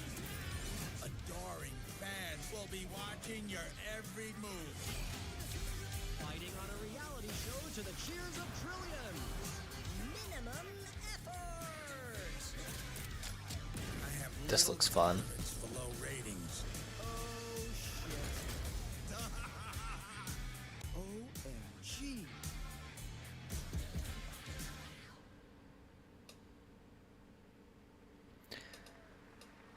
That's right, Mojo is in Deadpool VR 2, Come voiced on. by John Leguizamo. Now, on to this next world premiere.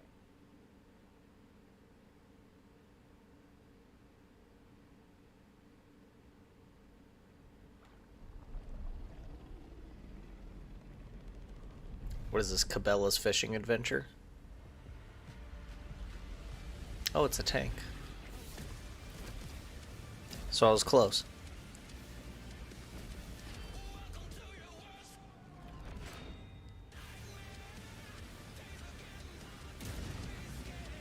World of Tanks.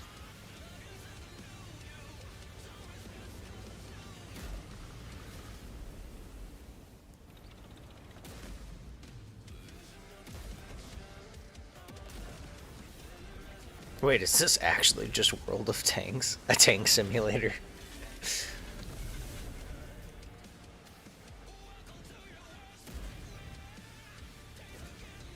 Do you have to play with 2 people in each tank? One who drives and one who loads the shells?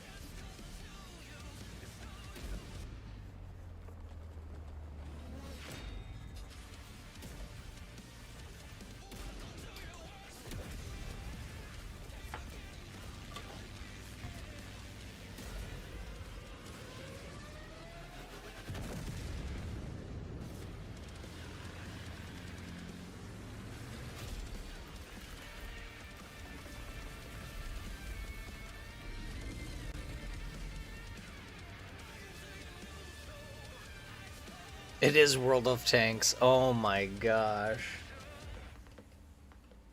It was just a joke. How did I get that? No. The World of Tanks Update 2.0 lands September 3rd. This is the biggest update in the game's history, featuring 16 Tier 11 tanks and tons of new and upgraded features. Absolutely. All right, next. Saber and Focus delivered Space Marine 2, one of the most fun action games of the generation. Well, next year they are set to do it again in John Carpenter's Toxic Commando. This FPS action game combines classic Tank simulator where you either fight for the good guys or the bad guys, the Axis or the Allies, or NATO or something. LOL. So true.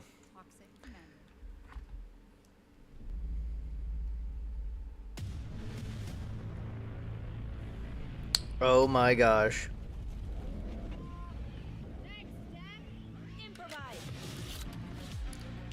Alright.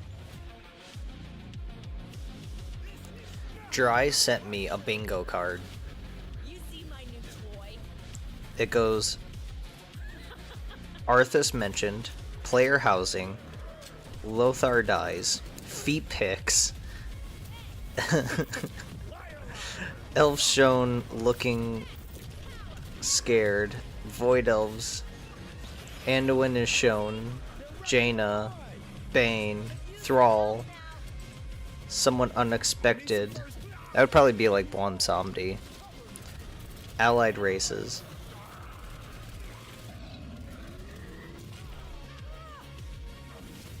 The prices? I don't know about that. The release date. Hot Horde players mad. New hair. New hair. Like new transmogs. New barbershop. All right, our next reveal comes from a true legend of game design, Ron Gilbert, the mind behind Monkey Island, Maniac Mansion, so many other classic games that defined the golden age of point-and-click adventure games in the 80s and 90s. I loved those games growing up. Well, now Ron is back with something completely new and completely unexpected. It's called Death by Scrolling, a roguelike Death by Scrolling. Hey, I like roguelike stuff.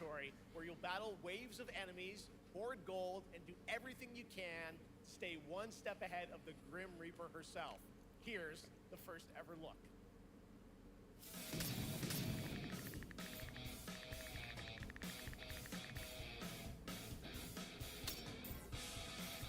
This does not look like a purgatory, but it does look like a roguelike.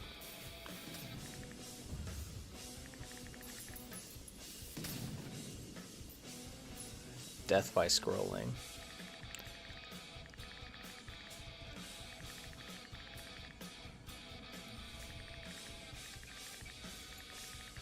I could fix number 3.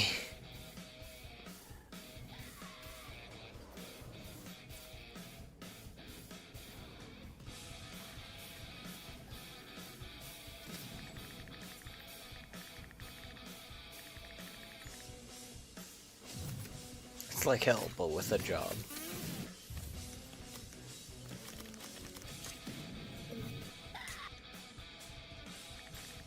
Can you seduce the Grim Reaper?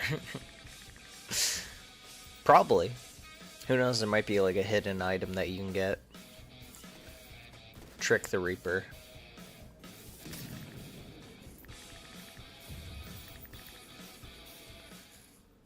This reminds me of an old, like, Armored or Addicting Games game. This game over the past few weeks, and trust me, it is dangerously addictive. This screen, as you can see, never stops moving, so you're constantly on the move fighting to stay alive. A really fun game. Make sure to check it out. All right, now onto a studio known for its unforgettable storytelling. Back in 2019, the groundbreaking RPG Disco Elysium took home 4 Game Awards. Since then, Zaum, the studio behind it, has been through a host of changes, but tonight, 6 years later, those who now make up the studio are ready to give us World of Warcraft. Look at their next CRPG. It's a dive into the shadowy world of espionage, where the truth Where is World of Warcraft? Fiction, and every failure isn't the end, but the start of a new path. I once knew a spy. Brilliant, relentless, magnetic.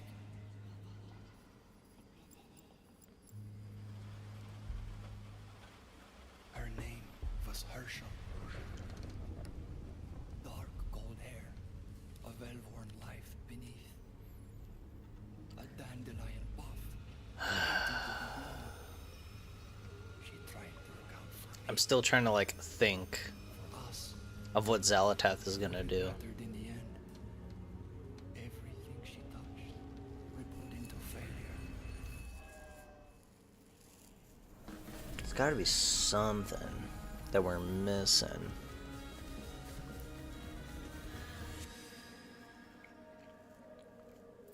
Or are they gonna come out of left field with something? Another planet that has a world soul seed, and Xalatath's gonna go corrupted. She kept it hidden in a pocket dimension so that she could get enough void energy to go corrupted into her own creation. It's dedicated to all the games promoting democracy. We invited a developer to learn more about it, and I'm here with Jörg Friedrich, CEO of Paint Bucket Games from Germany. Hello, tell us about the game you made. She's gonna get rich off the Sunwell bathwater. Final answer. Send it. Final answer. She's a streamer now. Final answer. The sharpest sword of democracy, the rule of law. It shows how quickly a constitutional state can become an unjust Ow, state my and how kidneys. this leads to darkness. But it also shows that we cannot simply stand by and watch. When this happens, we must take action. I don't care. Give me World of Warcraft. Such as Glass House by Flat Let's start a 28 riot. from Italy, a story-rich CRPG set in a lockdown apartment block at the dawn of a world war. And Not gonna lie. compensation not guaranteed by The gameplay looks fun. Singapore, a documented That looks thriller goofy. about a post-colonial country from the perspective of a government official worker. Wait, it's just Papers, So, Please. Jörg, That's can you tell us just why Papers, these games Please. are so important and so impactful? Well, games are more than entertainment. Let's start a riot. Like any great art form, they reflect our concerns. They stole Papers, Please, and people are cheering for them. Democracy is under attack right now. Did you see that? Minority rights are being violated, That's and the world is ridiculous. becoming increasingly interconnected. So games are a powerful medium for addressing these issues, and they have the potential to inspire change. I am glad that not only are many people in the global games industry engaged That's in projects like disgusting. this, but also more Now I'm genuinely wanting to start a riot. They just recreated Papers, Please, and they got into Gamescom. But that little studio got nothing. Developers around the world who put so much That's heart and soul disgusting. into those games, making the world a little better. Please check them out, everyone, and check out all the great initiatives of Gamescom Cares. Now, we have much more Gamescom ONL to come next. It's a very special performance of the music of Clair Obscur Expedition 33 plus Resident Evil Requiem.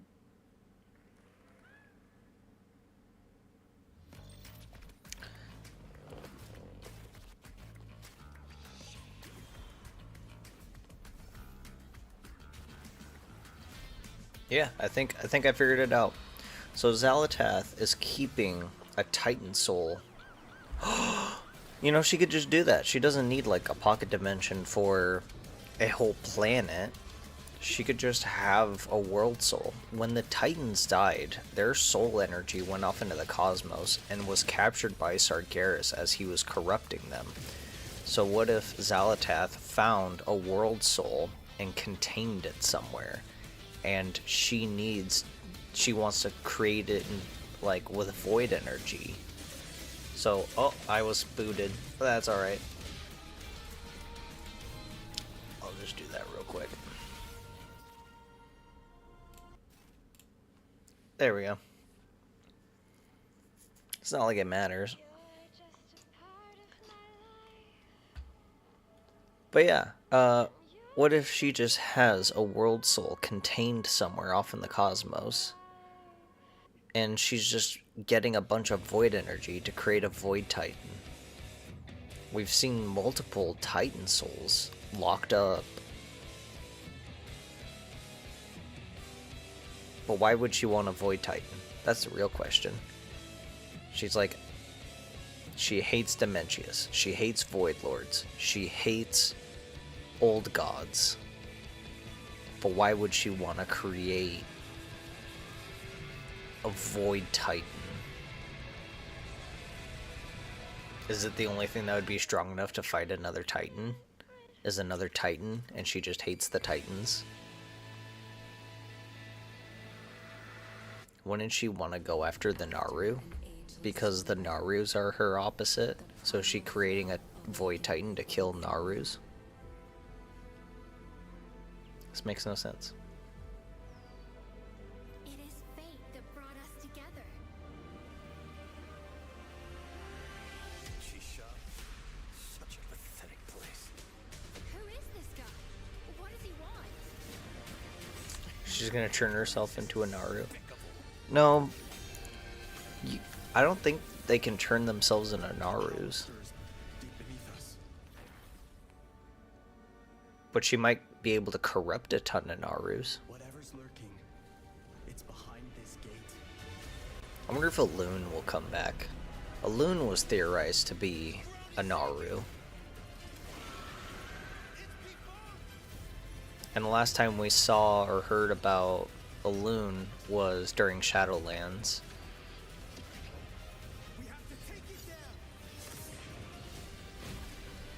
How long have they been trapped in here? Be it destiny or chaos, I shall break the cycle. Time for the final reckoning.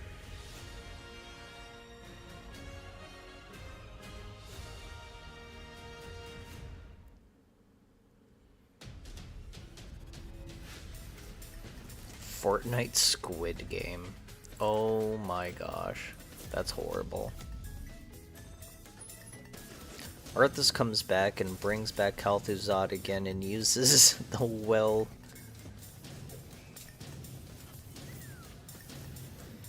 You know, as much fun as that sounds, I'm sorry, Colonel, but I don't think that's gonna happen.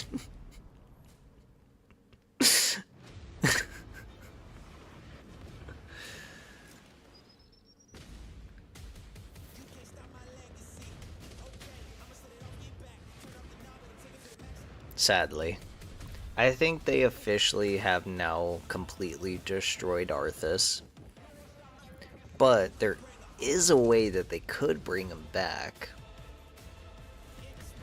But I don't know if that will happen. You just got a fresh look at Delta Force, which launches today on PS5 and Xbox. And the best part? It is free to play. Now it is time for something truly special and one of the most requested moments from our community this year. Earlier in 2025, Clair Obscur Expedition 33, the debut title from French indie studio Sandfall Interactive, captured hearts with its stunning Belle Epoque-inspired world and unforgettable style. Absolutely. This is a very special game, and tonight we wanted to bring that world to life right here on stage at O&L with a special acoustic performance from the game's soundtrack. Please join me. All we have is Bolfar the Wimp King. You know, I like Bolfar. I think they did a good job with him. Elise Dupont-Pissier performing a Release show from Claire Obscure, Expedition 33.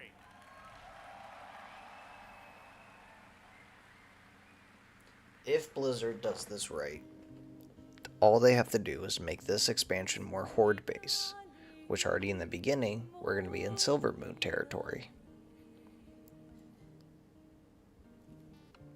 And then what? Go after Lordaeron?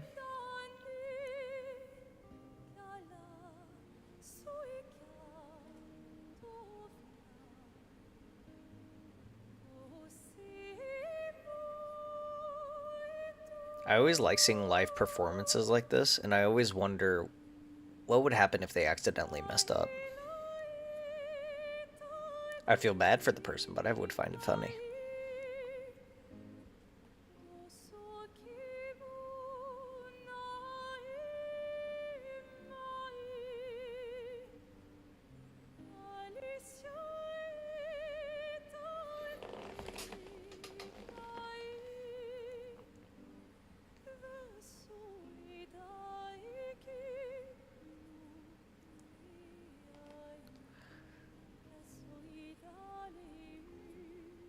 Okay. She has a Titan soul. She's gonna corrupt it to kill other Titans. Final answer.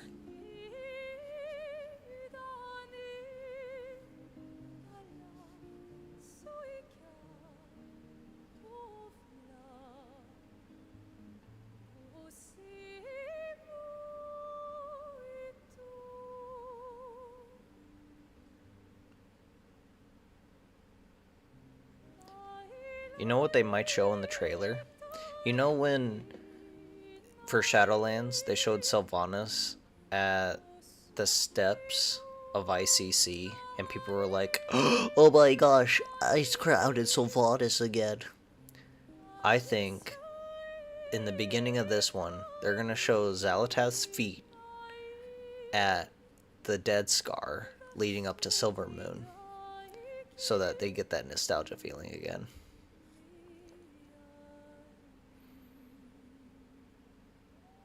But yeah, I said I stopped caring after Shadowlands. I'm more here because I want to see what they do. That's so true. Wad and see Arthas. Went insane. Yeah. Sadly, they have the potential of making it good. We'll see. We'll see. We'll see. I'm not expecting 10 out of 10.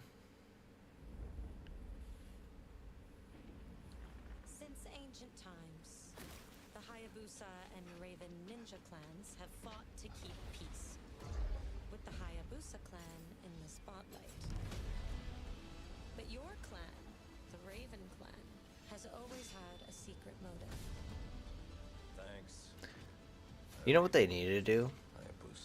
Instead of doing like this kind of weird ninja stuff, they should just do a Yakuza game.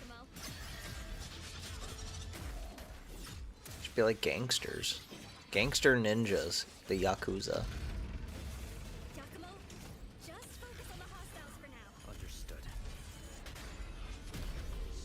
I just think it would be cool, but I know Blizzard won't because it's too cool.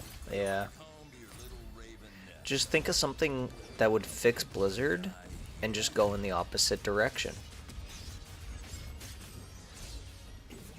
That's why I'm afraid that... you know, not anymore. I just about said I'm afraid that they're going to go Alliance heavy again. But you gotta remember, Chris Metzen's back. And he loved the Horde, and he supported the Horde so much, in so much that people said that Blizzard is too Horde heavy, but now they're too Alliance heavy. So I think now that Chris Metzen's back, it is gonna go back towards the Horde again, which I hope they do, because the Horde's main story is amazing. It's not Alliance bad, Horde good. It's more of, I just want their story to be told because it's so good. And the best thing is you'll find even more games from this year's Gamescom show floors from beloved That's why you don't want them to make StarCraft 3, is because they would F it up. Put way too much microtrans. It's so true. Oh my gosh. dystopian Seoul, South Korea. Way too many microtransactions in the world. Blending narrative-driven shooter action with a fast, seamless open world. Freeze, ADF! Get on the ground now! Drop your weapon or we'll shoot! Kill the child. Drop your weapon, last warning! You've crossed the line. Are you trying to get us all killed here? 3 minutes to drop. Everyone stand by. Yay, it's another shooter. It's just another shooter.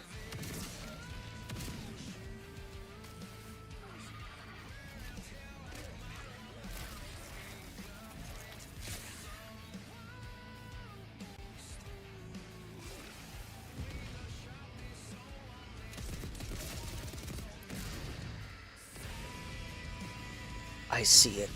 I see the next expansion, and I see WoW coins. WoW coins everywhere. I see the next item level, and the next number crunch.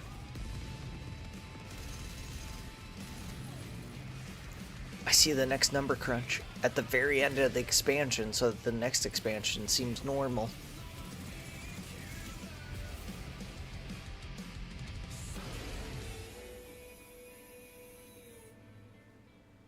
I saw a YouTuber streaming Mario Party 7 for the GameCube. That's not all. We've now got It was a made in second nostalgia. brand new game Watch from Doug Doug. Ubisoft. Time Takers is a competitive team-based survival shooter where the ultimate prize isn't points, it's time itself.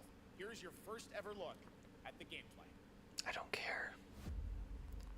I don't care. That's not gameplay. A ghost of my former glory.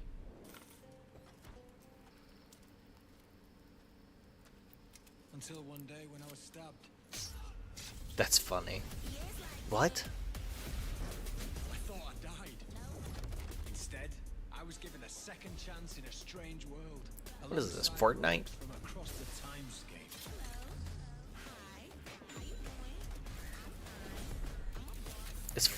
It's Overwatch. Welcome to Overwatch. I guess that's what we're here to do.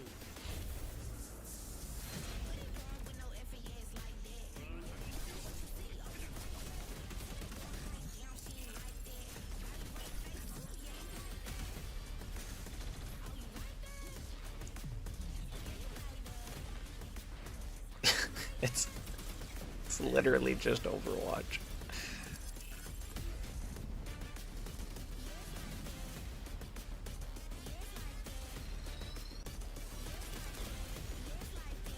Yeah.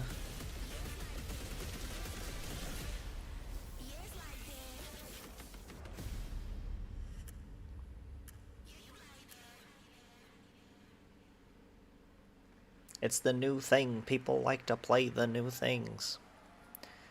No. Create something new. Has defined psychological horror in games. And tonight, This is the disgusting. fog rolls in once again. Here's a brand new look at Silent Hill F from Konami, including the reveal of the American voiceover actress Susie Young as Hina. I don't care. I don't care. I like how once they show the World of Warcraft thing, I'm just gonna leave. That's the only thing keeping me here on Gamescom.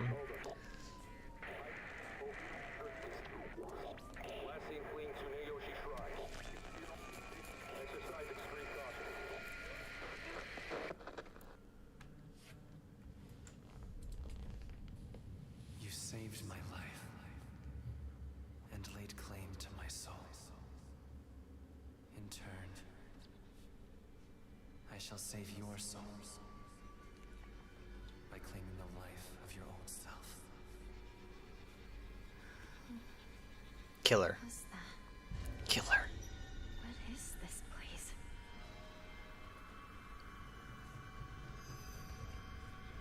This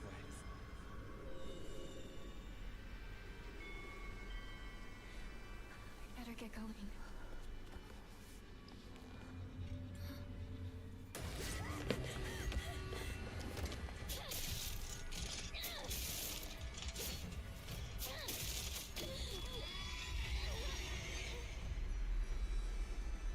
Oh, it's like Left 4 Dead.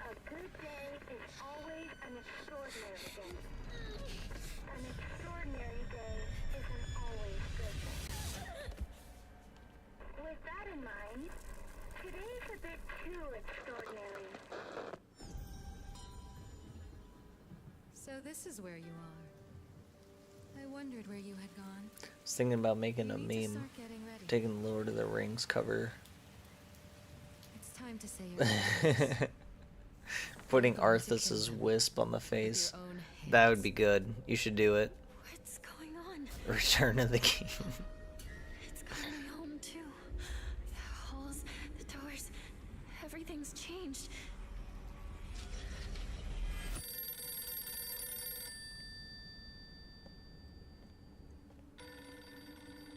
It's her. You must kill her. You must kill yourself. Please, Do it. just die. I was always a Silent Hill fan. Never played any of the games. Just always a fan of it. It must be hard for you to bid farewell to childhood friends. Yes.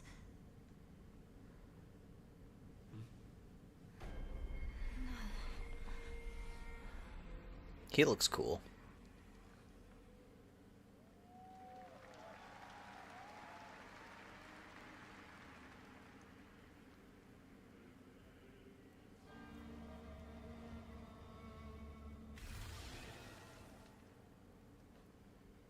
You missed absolutely nothing. No announcement. Nothing. Just games that look like rehashed versions of other games. All of the interesting looking games that I would genuinely play were already showed in the very beginning.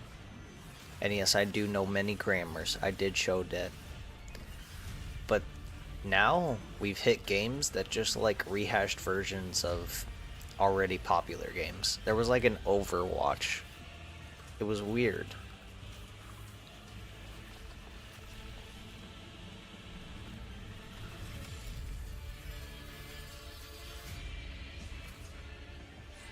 If I would label this as something, it looks like Samurai vs. Monster. Looks like a Souls game. Samurai, but with the crown of olive leaves. So Rome?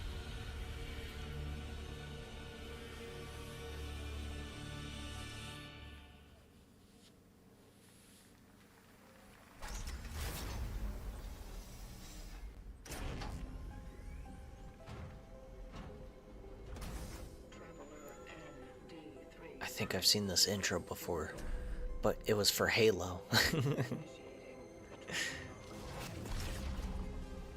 This is the Traveler, an agent of a shadowy faction known only as the Collective.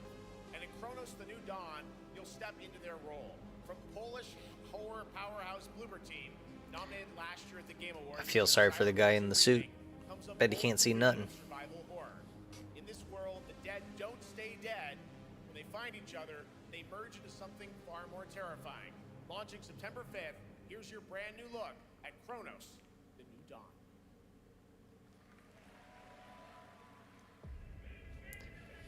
I like how they just had the guy raise his weapon.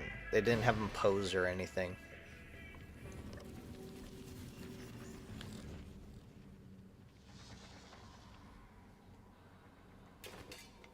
Lots of light and void mounts. That'd be fun. I do like the aesthetic of light and void stuff. Look at the kitty. I'm sure the kitty will be just fine. Don't worry about the kitty. See, kitty fine. Kitty survived. Are you glad to see me, friend?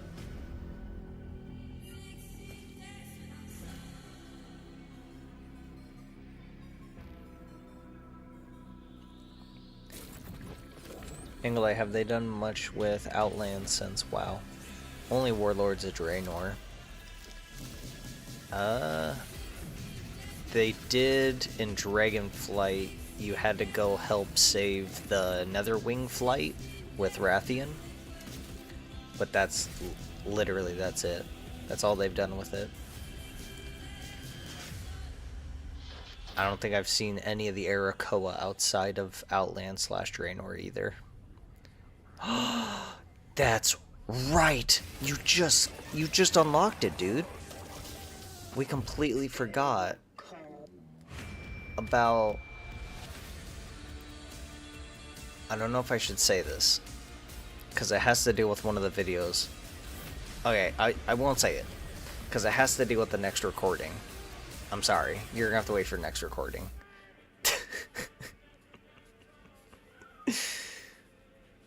It's okay, Blizzard forgets to. No, I didn't forget.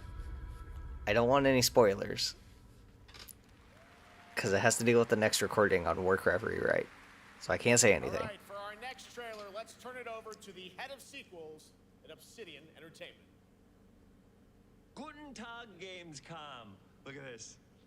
No, there is no old god in Outland. Into one building in the dead of summer with absolutely no air conditioning. There was no old gods found on Obsidian Entertainment. Absolutely respect. Am I experiencing Schadenfreude on right Outland. now? I may have messed up the pronunciation, but you knew the idea. How are you? My name is Mark. I am the head of sequels. And Draenor was not found to be the green thing.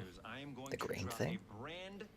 The green thing. For the Outer Worlds 2, what are you going to get? More planets. The green more thing. chaos. And an actual release The green date now thing? that GTA 6 got pushed to the spring. The giant prison was a Naru prison. Stock up on your favorite pretzels. Get ready. Here comes The spaceship that the Eridar used to looked like a bug. A trailer for the part of the game you'll remember more than the Gahoon? But that's on Azeroth. It looked like a bug, and it was a green thing.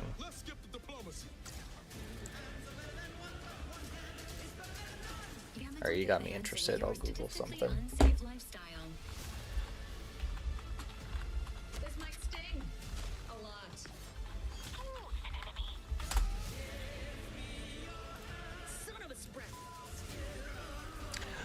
Oh, that green thing. Be grateful you're not on fire. It looks like it was just a vision of one.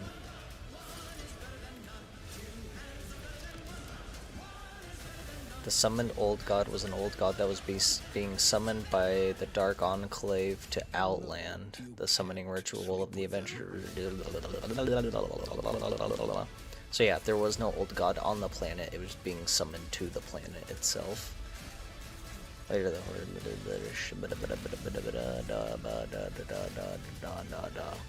We made it fail, so there was no old god summoned.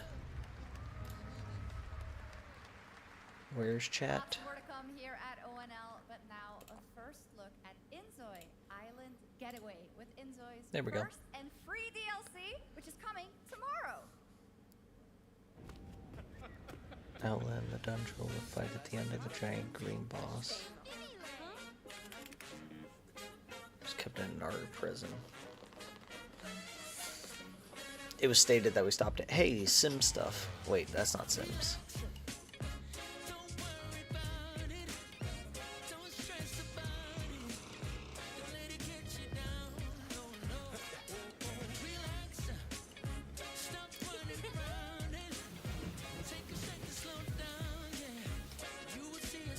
Is this Sims? It looks like Sims.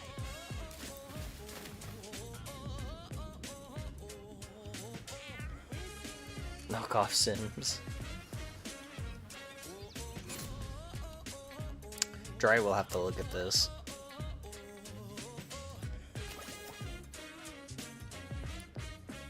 It's a buggy AI mess from what I hear. Where calamity began, this trial shall end. Awakeners, prepare for the final confrontation.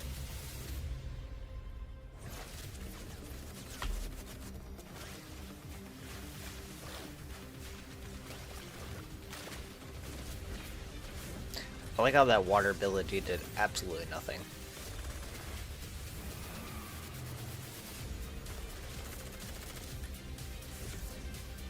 Before I get DC'd, I'm gonna move. Don't worry, it's coming back. There you go.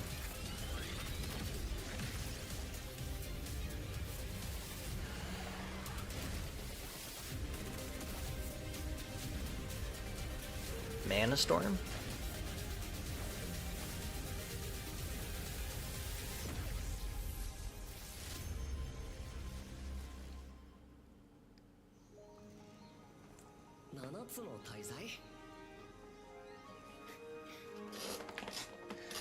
Seven Deadly Sins Origin.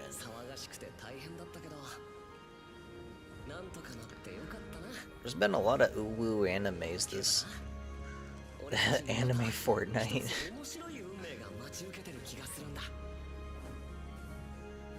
Nah, it looks like an open world, not a battle arena.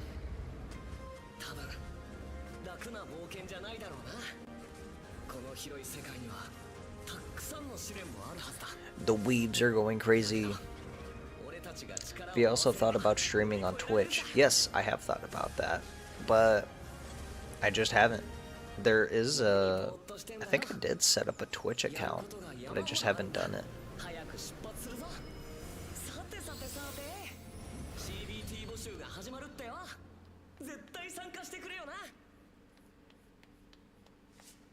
Twitch has so many rules and guidelines. At least here I get to have fun. Plus it was quick to do this on YouTube instead of Twitch. I guess like in the future I could stream to both.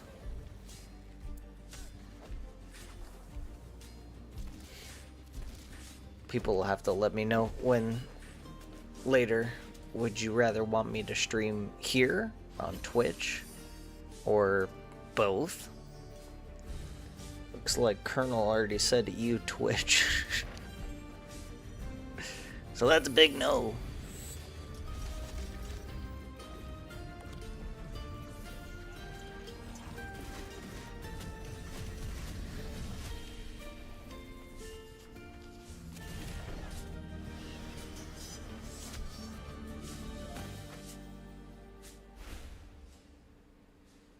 Moonlighter 2.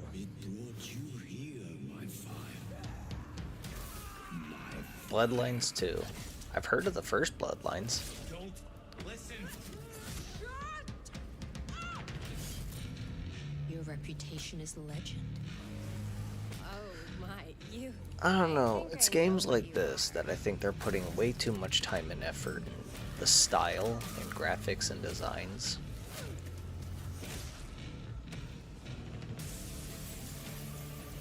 Why not both? I guess I could. At like the same time. I do have a strong enough computer now. I bet I could do it.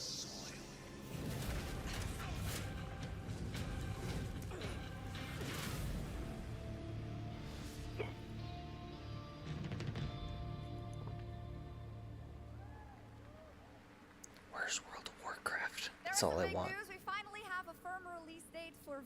Build more of an audience.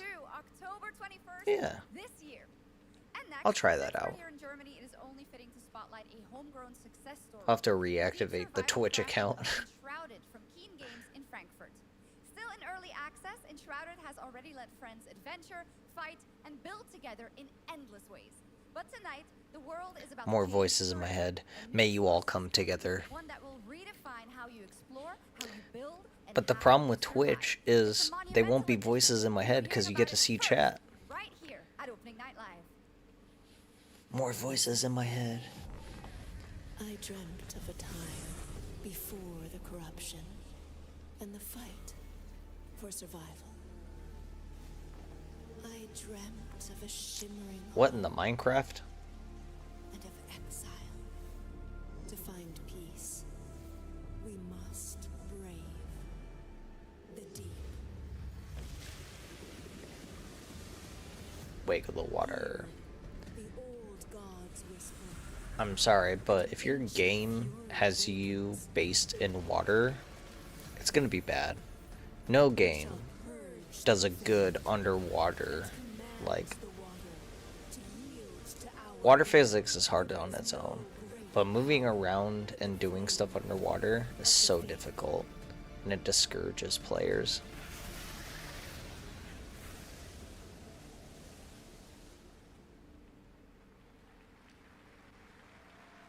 Awesome.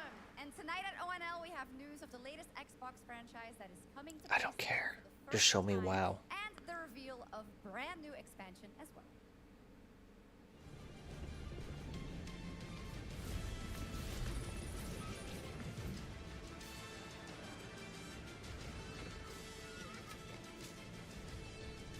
Age of Empires. World of Tanks. What was that other one? Raid Shadow Legends. You know, all of them.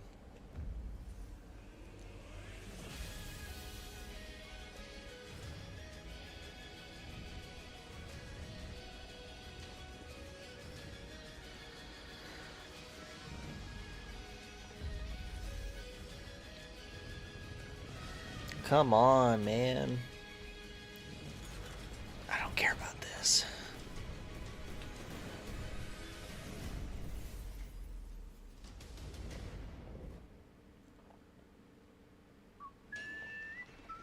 They tricked us into watching an entire 2 hours broadcast for an amount. Exactly! They did. They should have just done BlizzCon as normal. Let me introduce a young master of our craft and new owner of Kutenberg's old forge, Henry of Skalitz. You know what's crazy? This game, I think I saw Markiplier play the beta version of it. It looked really fun. Legacy of the Forge, the second story expansion for Kingdom Come Deliverance 2. You'll put your blacksmithing skills to the test to acquire and repair a legendary burnt-down forge. I've been thinking about getting a Frostmourne. Any suggestions? Well, you see, if it whispers to you, don't listen to it. But yes, definitely get a Frostmourne. It's time for some big news for the darkly comedic action adventure management hybrid game.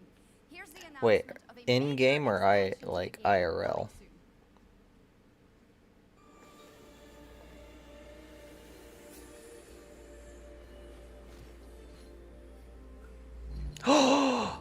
The Cult of the Lamb. Has anyone seen that short video? No, like a Frostmourne IRL. They are expensive. I think the cheapest one that we found was like $300. Because I think on Blizzard's website, isn't it like $500? But if you go to like a convention, they're all for $300. But I think there was one for $200. Same, the replica, yes. But you know, metal is good. Getting foam, but it depends on what you want to do with it too. I prefer like metal because it would last longer. Unlike if it was foam, it would just fall apart and decay. It's like, yeah, it's cheaper, but it, like, the foam literally like decays, especially if you put it in sunlight. But if it's metal, you know, it's metal. Put the logo on the base. That's bad. Here we go. Here we go.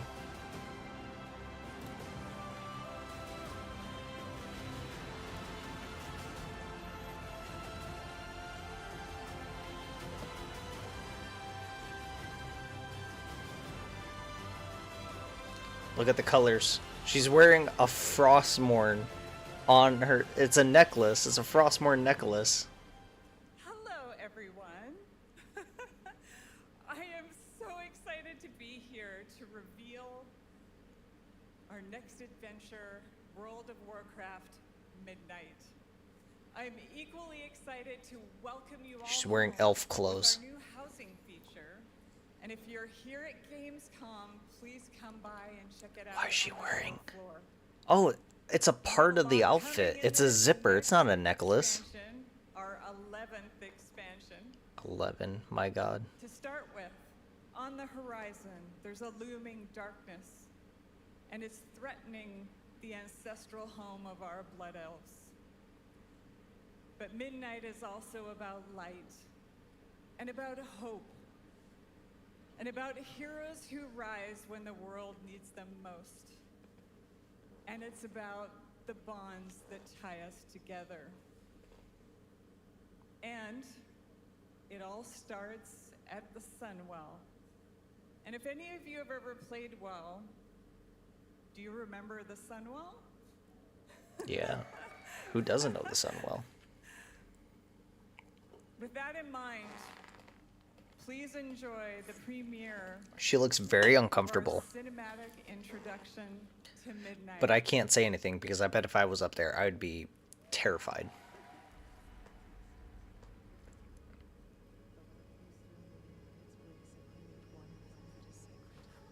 The light guides my steps and illuminates my path. The light flows through me, and by its grace am I made one with all that is sacred. The light Liadrin, it has begun. I need you with me on the wall. Lorthamar, the void will envelop us soon. Only the light can save us now. No. The time for prayer has passed. The Sunwell will not fall. Not while I draw breath.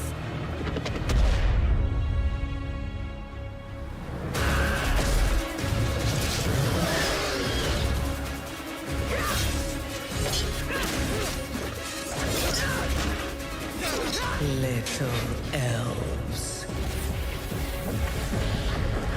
Feet picks, feet picks. I can see you grow weary.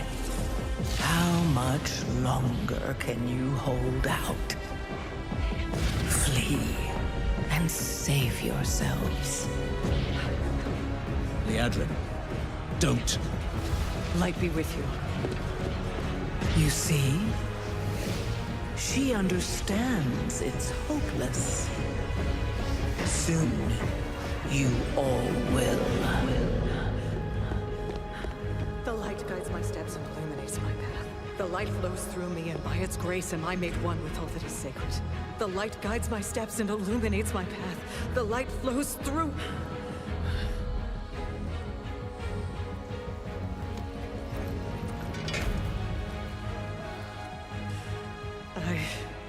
I know that I am unworthy. I don't know if I deserve your help, but I know my people do. Please give them strength. I admire your spirit, but that will not save you.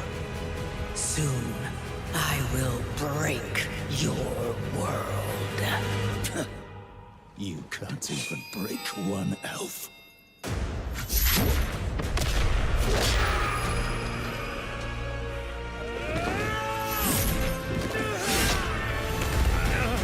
This darkness comes to devour everything.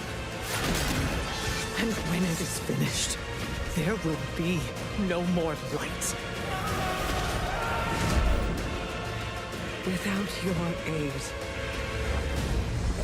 we will perish. I beg you, help us.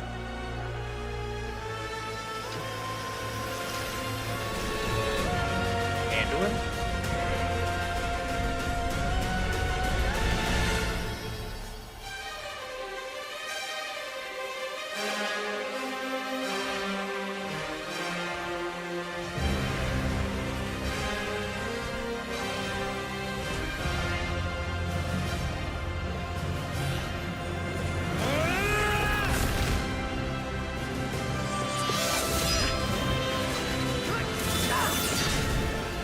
The Sunwell will not fall! Not while we draw breath.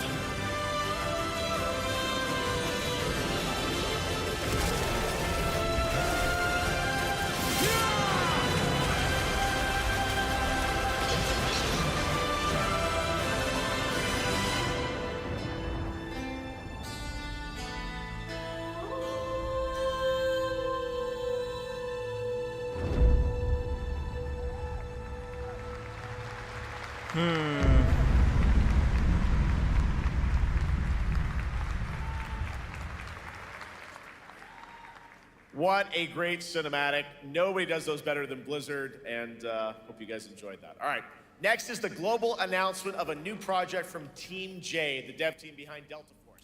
Project Spectrum is a tactical shooter for the fearless. It is a physiological horror PvE. They're not doing what I thought they would do, which is showing Xalatath's body slowly decay. Widespread anomalies twist around the world. Face the horror or become the horror itself. I guess that's it. No feet pics.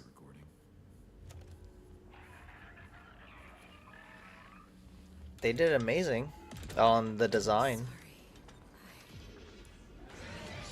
Who is that? That was Leandrin.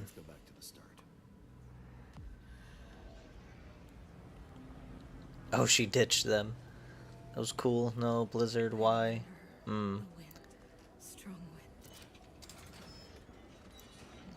Still not enough for me to come back. Yeah, they really did what they did with Dragonflight, where they just showed a minor introduction and not like something actual worth entering.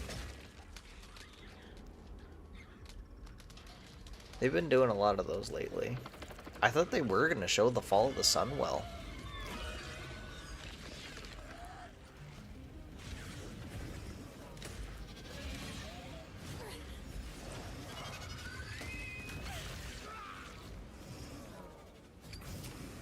So what is coming? No idea. The loss is too heavy for you. But sometimes I wonder. She got a hold of a lot of void creatures to join her. Did you notice that? She got void, like, people to join her fight to get to the Sunwell. Wonder if they're gonna see again. Yeah, I'm glad that they didn't make the Blood Elves look weak and embarrassing themselves. So true. Imagine if they would have done that where it was just them trying to defend the Sunwell and then losing automatically and making the Horde look even worse. I'm glad that they did make the Horde look better. But I think they might be just saving the Sunwell fight for us, the players, to go in and experience it. The Sunwell will fall. It is going to happen. The Sunwell will fall.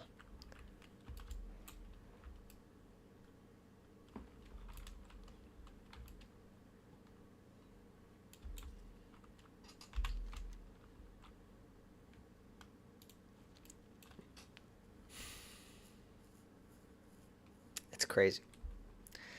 I don't really know what to, like, watching it. There's nothing to really build off of it. It was goofy to see Leandrin, like, kind of back out of a fight and go straight to the Sunwell and pray. So, they were... A lot of people think that the Sunwell is in Silvermoon, but it's not. It's on the island.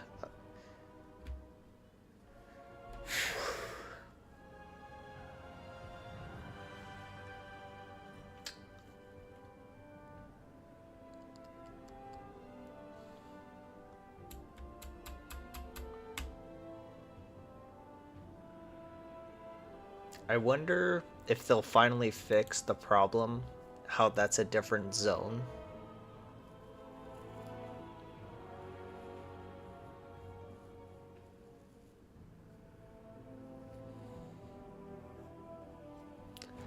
Arthas attacks over Moon. Caligos lost his girlfriend. They didn't answer the main questions. I'm getting a call. I need to figure out how to mute myself.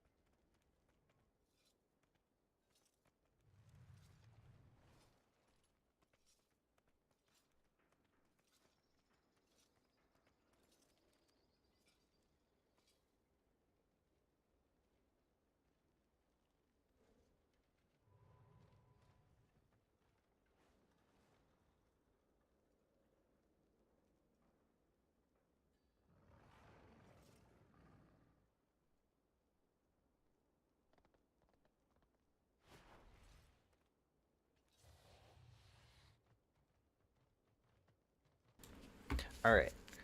That was dry. Where are you guys? There you guys are.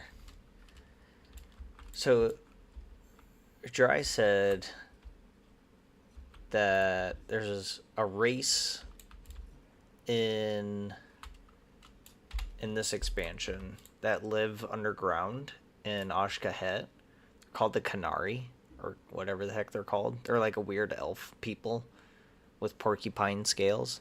They will be the new race that you can play, and they'll be like Pandarans where they're neutral, so you can go Horde or Alliance with them.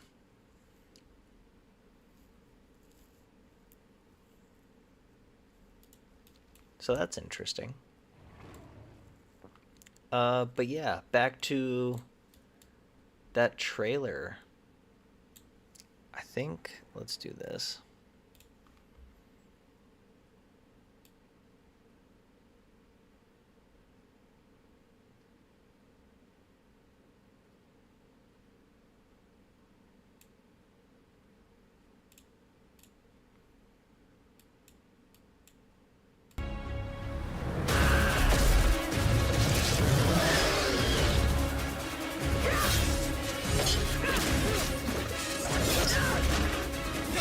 Little elves.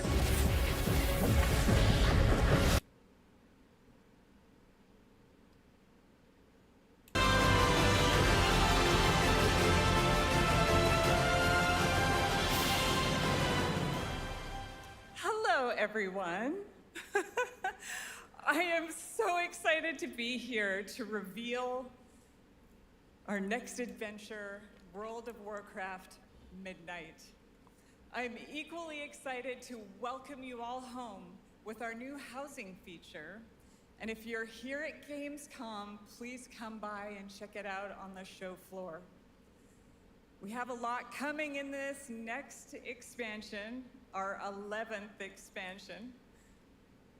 To start with, on the horizon, there's a looming darkness, and it's threatening the ancestral home of our blood elves. But Midnight is also about light, and about hope, and about heroes who rise when the world needs them most. And it's about the bonds that tie us together. And it all starts at the Sunwell. So many elves are gonna die. They'll call themselves super blood elves. Do you remember the Sunwell? Yeah.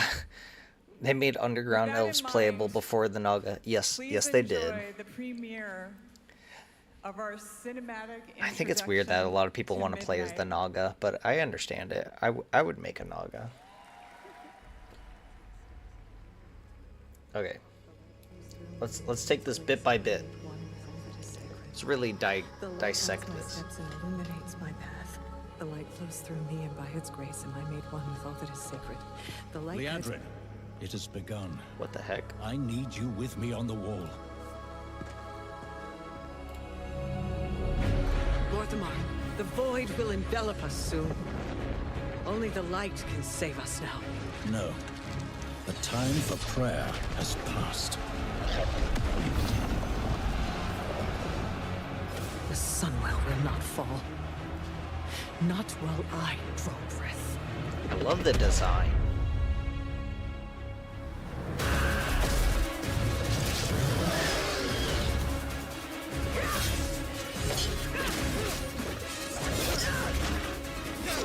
Little elves.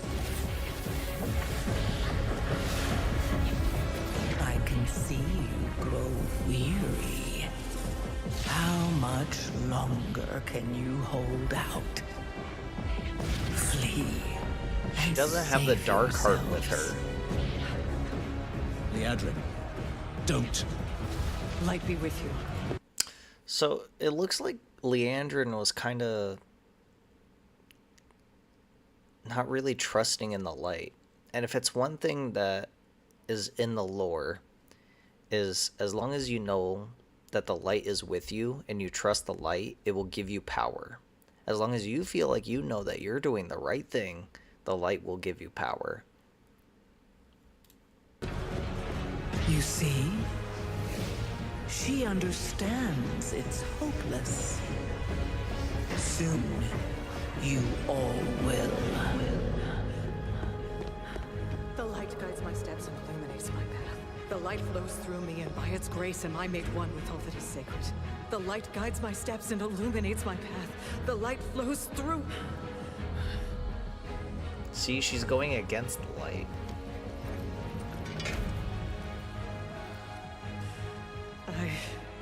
I know that I am unworthy. I don't know if I deserve your help. And that's the problem with But the light. I know She's my losing. people do. Please give them strength. I admire your spirit, but that will not save you. Soon, I will break your world. You can't even break one elf.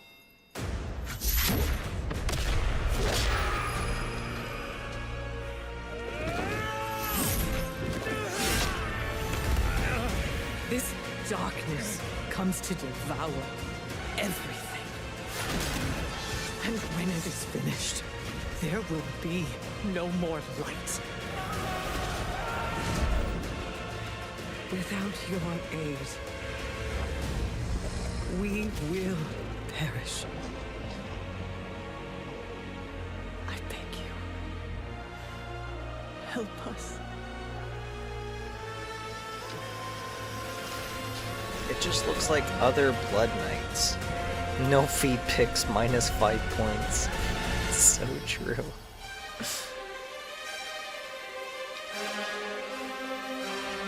See, now in this shot, I thought they were gonna show like Thrall and Anduin, but they don't. It's just other Blood Knights and other Paladins. Even if they just showed Silver Hand people, I'd be happy. But it just looks like it's all just elves.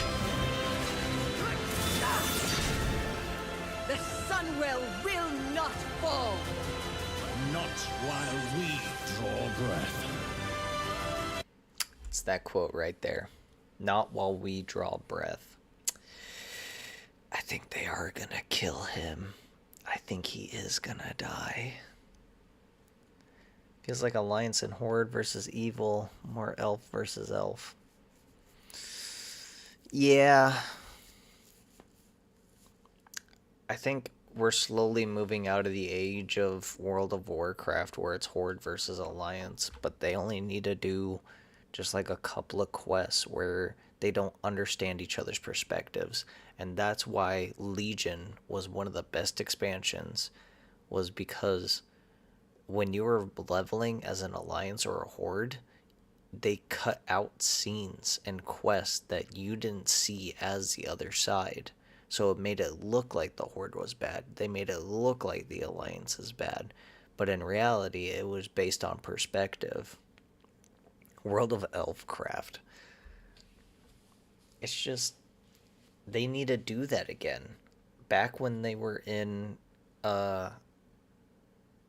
Legion, where they had race, or not even race, just Horde and Alliance specific quests where it just made it look like the other side is bad. And that would fix everything. That would bring back the controversy of the Horde is bad, the Alliance is bad. But in reality, both sides just have to deal with the hand that's dealt to them. I am dying, I'm sorry. I really, like, Dry and I both said this. We really wish that Xalatath's body was like slowly decaying because it's not strong enough to hold on to the void power within the elf body. And then she would try and find a new elf body to take over, which we thought she was preparing, not Tyrande, what's her name? The other elf lady. Illyria. We thought she was preparing Illyria's body to take it over as her own. We need goat leaders again, not wimpy Anduin, lazy Thrall. That's so true. It's become very friendship is magic. And I don't like that. Look at that. They cut off her feet. Come on, guys. In game, every little short cinematic, they always show her feet 100% of the time. But the one time that they showed her in this much detail, they're like, oh, sorry, we can't do that.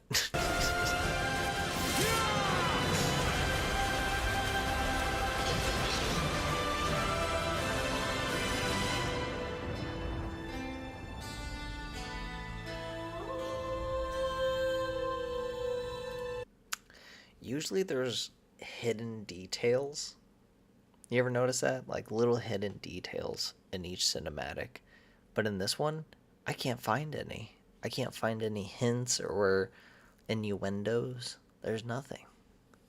Like, they just said what they wanted to say.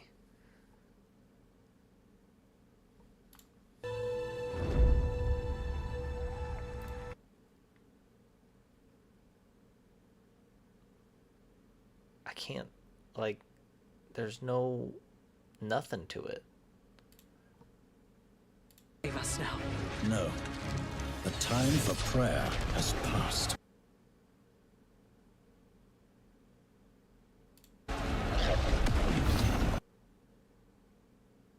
Weird. I don't even mind the friendship is magic stuff, but at least there's BA, all I require. Yeah.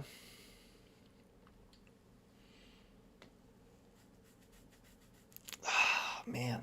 This is, I don't know. I just feel like it's not the trailer. You know? Like with Dragonflight, they had that first trailer where it just showed a bunch of dragons flying around. And then later they had another trailer that was actually longer and actually made sense. And I feel like they're doing that with this one. This trailer is tiny. It's not showing anything. It's not even showing the full battle. It's just showing a segment of it. There's no prep. There's no ending. It is the center of the fight. There was no Xal'atath is coming, prepare for battle, and then everybody's lined up, and then, oh, the Void is coming in and now attacking. It is, you are in the middle of the fight. And I'm okay with that, because they showed that when Lordaeron was being attacked. But then, it was just them fighting, and that's it. It's so short. It's not my problem anymore, yeah. I don't know. Maybe there is something missing. The Sunwell will not fall. Not while I draw breath.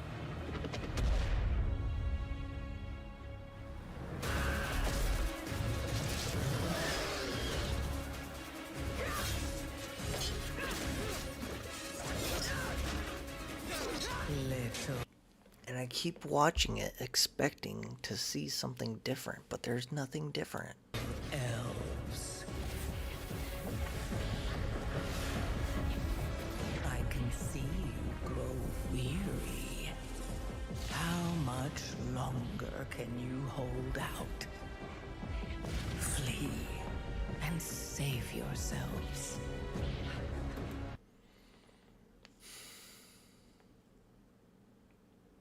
It's so bad.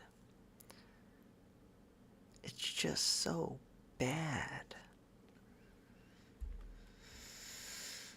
Because we knew this was going to happen. We knew kind of what was going to be said. They're just saying the obvious. Everybody knew this was going to happen. There's no theory. There's no crafting. It's just... They already told us we were coming to the Sunwell. That's like saying... You go to a restaurant, they say, hey, I have a potato dish. And you're like, I'll take it. Thinking, you know, you'll get some amazing fries and maybe even like some chicken nuggets or something stupid. And then they bring it out to you and it's just a whole potato. It's like, yeah, I expected a potato dish, but you just literally gave me a potato, and they're like, yeah, I gave you a potato dish. We already know what it is. And there it is. We knew that there was going to be a battle at the Sunwell, and the leaders are going to be angry and there to fight Xalatath, and Xalatath's going to call them little stupid people, and they're idiots. And there, that's what we got. Light good, void bad. Xalatath says, you're a bunch of idiots, because that's what she does. This did not show anything new. There's nothing new here. Where's the steak? Where's my chicken nuggets? Here's your potato. No duh, I got a potato. I see there's a potato. Here's your potato. And they're like, don't worry, we baked it so that the skin is crispy and the inside is flaky. And here, have some butter.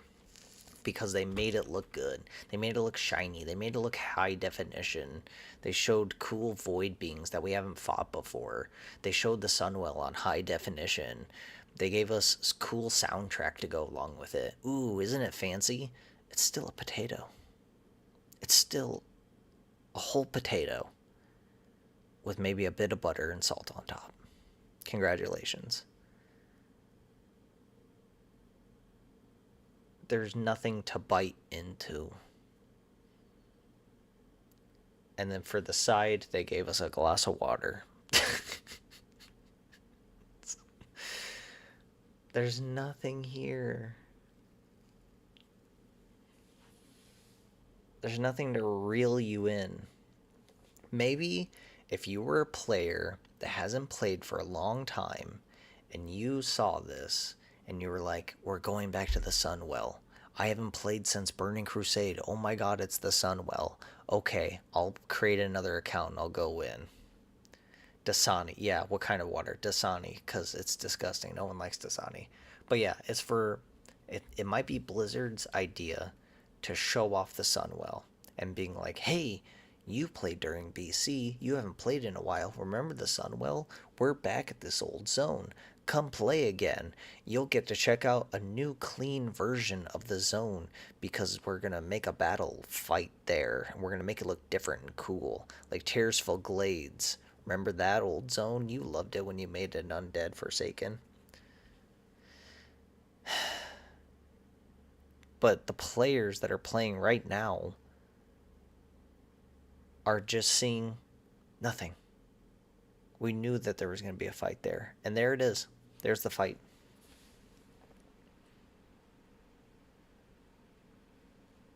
I'd rather play the Burning Crusade again. Exactly. Exactly.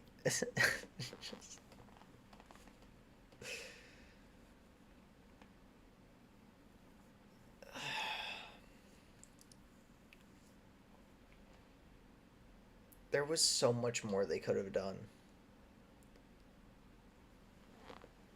So much more. They could have... They didn't even have to kill them. They could have just shown them get extremely hurt and the well get corrupted. And I would be happy. But nothing changed. So many stories are in a 3-act. Hence why the saga's like this. But let's just take this fight into a 3-act period. Across the hero's journey in just this fight alone. The beginning of the battle, preparations, the evil person comes in, they start attacking, the evil person gets a upper hand, and then you get an upper hand back at them, which is what happened in this short little clip. But let's face it, it's so bad. At least there's nothing here. It visually looks amazing, but they just showed us what they said that they're going to show us. And I just keep repeating myself because it's true. I have no comments because there's nothing to comment on.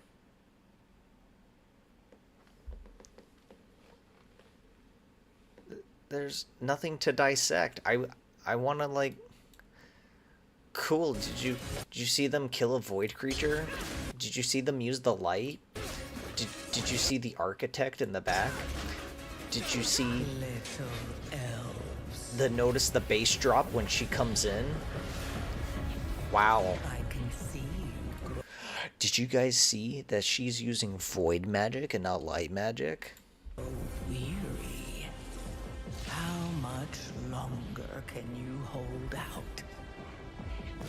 Did you notice that the camera is below her so that she feels like an impending character and is very strong and above us? Flee and save yourselves. Did you notice that the light is now being covered by Zalatas, so she's covered in a shadow, so it looks like she's giving up on hope? Did you notice that she looked back at the sun well because she's not sure about herself? Don't. Light be with you. You see? She understands it. Did you see the army is growing because more elves are dying, and then she now has an upper hand? Hopeless. Soon, you all will. The light guides my steps and illuminates my path. The light flows through me, and by its grace am I made one with all. This darkness comes to devour everything. And when it is finished, there will be no more light. Without your aid, we will perish. Looks like they already perished. I beg you, help us. And this would have been a good time to show that this is like Thrall or some other Horde leader here to help the Horde. And if they want to do friendship as magic, they could show that this is Anduin here to help the Horde. Visuals don't look bad, but yeah, it's kind of boring. Exactly. It's beautiful. They put a lot of time and effort into it. It's amazing. Bane, maybe. Yeah, even Bane. Have him stand up and walk around. But this is just... There's nothing. They put dirt on her face. Wow, look at that detail. It was needed to tell us that she's having a rough time with this battle.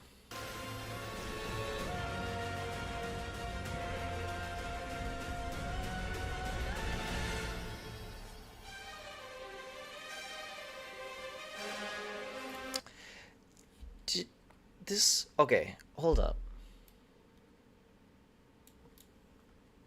Hold up. There will be Wait a minute. no more Hold up. light. Without your aid, we Is she will praying to a perish. Naru? I beg you, help us. Get ready for it. Get ready for it. Get ready for it. This scene right here, with her over Lothamir, whatever. Where's the Dark Heart? Where's the Dark Heart? You'd think that with this scene right here, she would have the Dark Heart out ready to kill him. Is she afraid to hold it?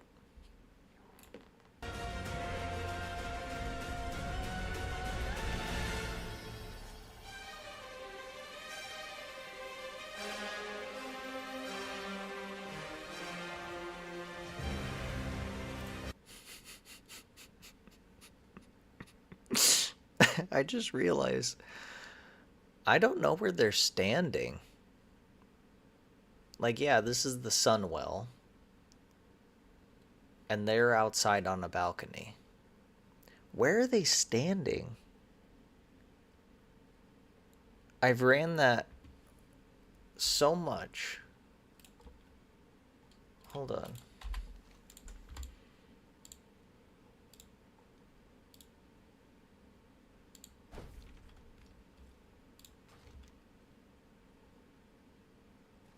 Did I click on the wrong one? I think I clicked on the wrong one.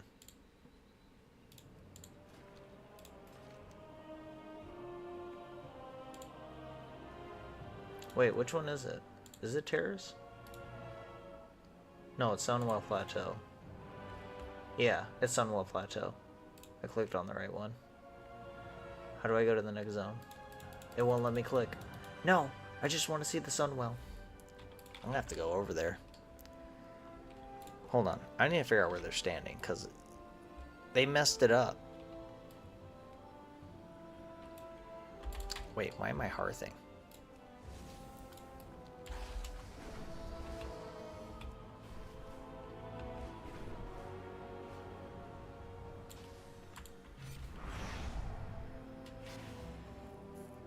I want to know so badly where they're standing.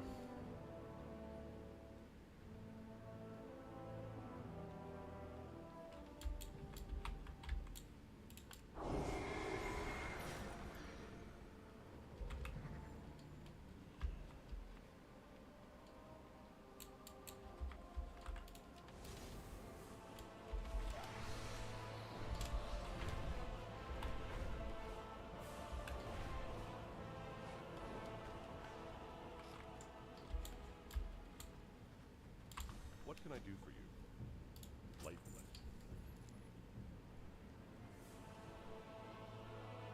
This is gonna get weird. Because where the Sunwell is, you have to go up the spiral staircase. But there's no overlook like that. I don't think there's any pillars.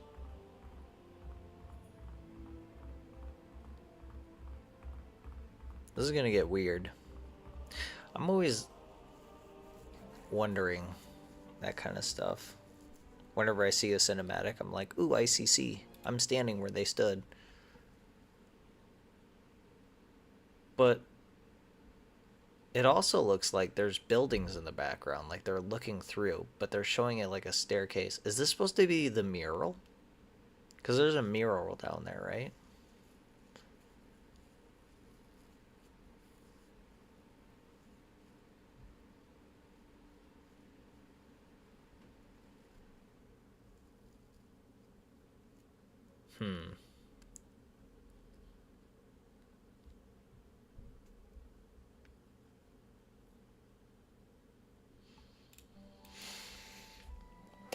I'm almost there. Don't worry.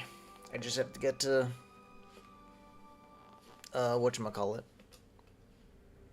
Ironforge, and then it'll instantly teleport me up there. It's crazy that this is the fastest way there.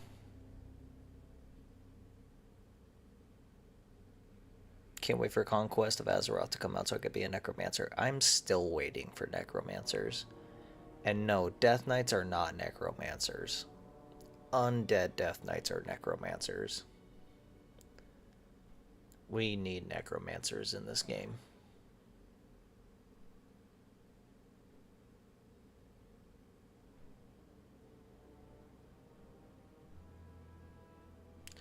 They are leaning a little bit towards more of like void, gory, crazy, people dying, and I'm glad that they're doing that because they need more of that in this world. It's part of the Ascension WoW servers. Lucky, you get to be a Necromancer before I do.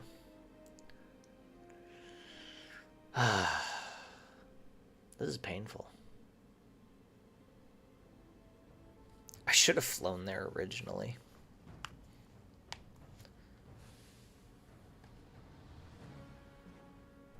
Almost there.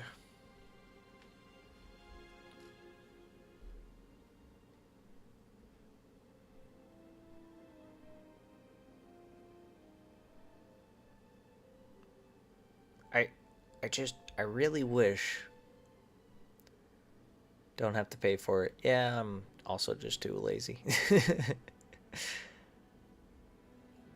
I do hear that they're gonna fix this, which is Eversong Forest, Silver Moon, and also the Draenei, the Exodar in Kalendor, this stuff, Amethyst Isles.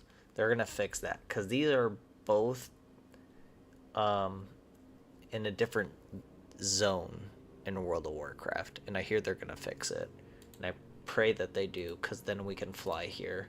But they would have to recreate basically all the Silver Moon, because when you fly around, it's all messed up, and it's hilarious.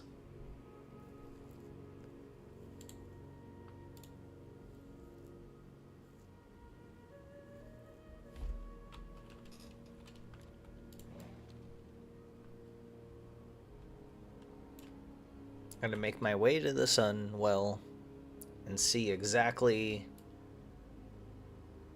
where they're standing, what they're looking at.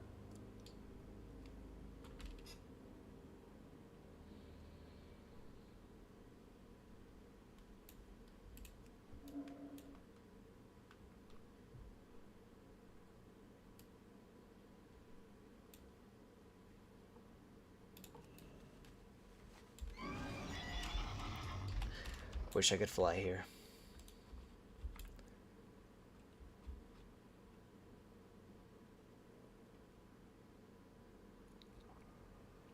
$5 says nothing has changed. I'm not going there to see if something has changed. I'm just going there because I just want to see where they got the scenes from, because I feel like everything is incorrect. But that's just me being nitpicky. But I'm sure that when the new expansion comes out, this will be a complete war zone. It'll look decrepit and different and broken and shattered.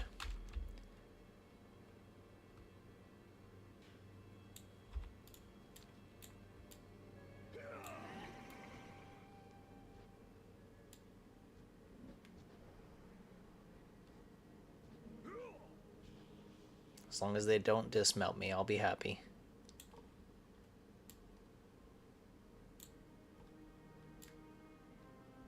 Level 30. Remember when level 30 was hard?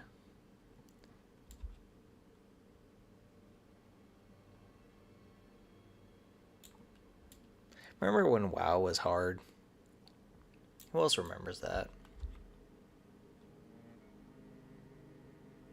Now I can level a character with the starter gear and not die. That's sad. That's very sad. The Average Joe challenge just showed me just how bad World of Warcraft has gotten.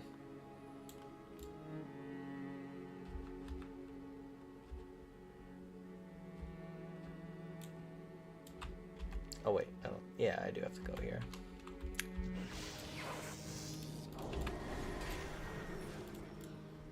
Hey, Caligos.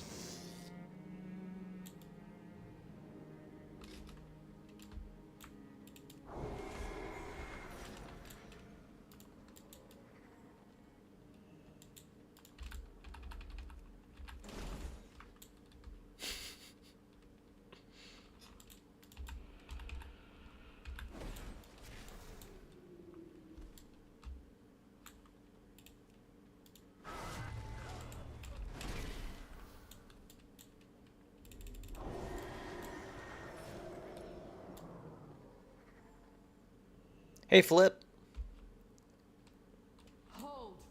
What do I think of the new trailer? I think it's horrible. I think, Flip, this is crazy. I think visually, it looks beautiful. But, that's all that it has going for it. It is horrible. They didn't show us anything new.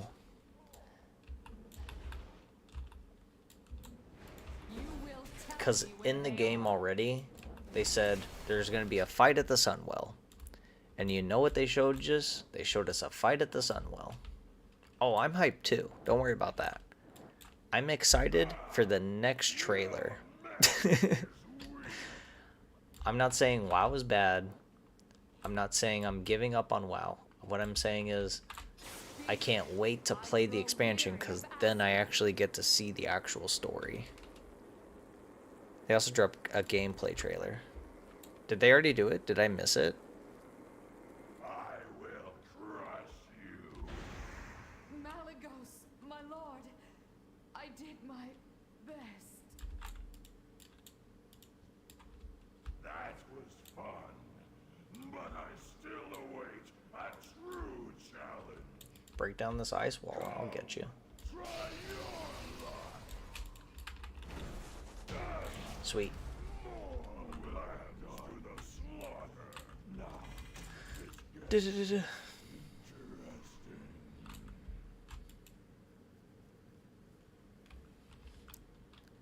Did I miss the trailer?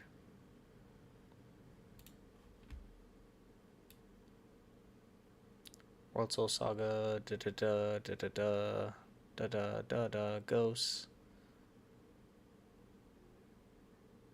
Da-da-da-da, da-da, da-da, da-da-do-do-do. See you next year. Yeah, it's on their YouTube. Oh, like World of Warcraft YouTube?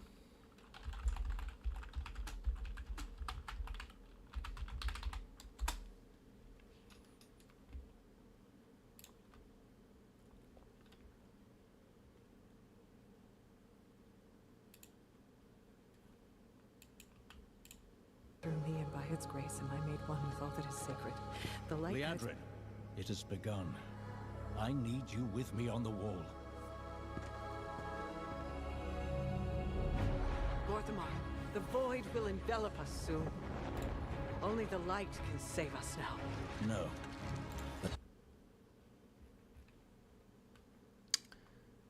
Gameplay review. There it is.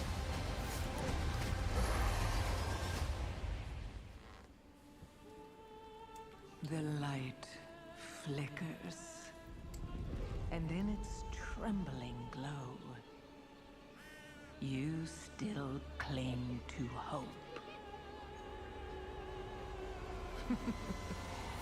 How quaint. Oh, that's cool.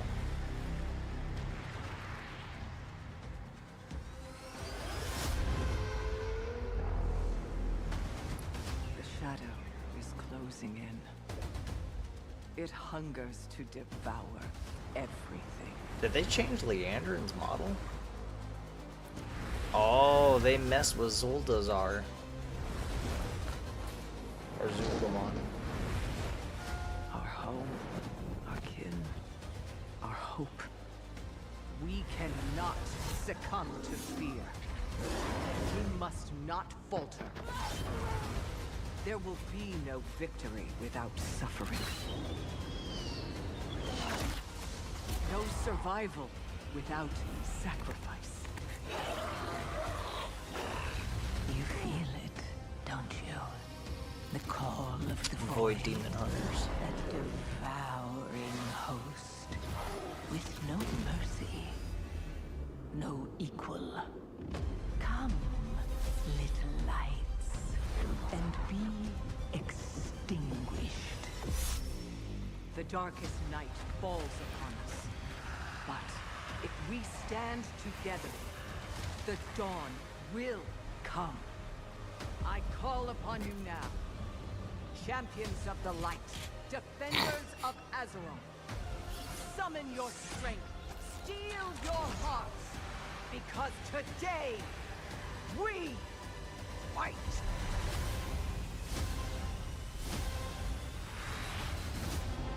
See, that was much better. That was way better.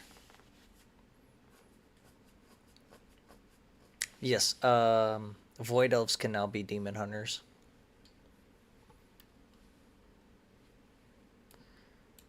Let's run that back through.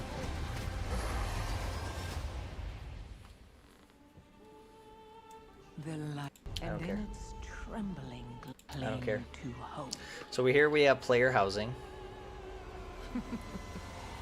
How quaint.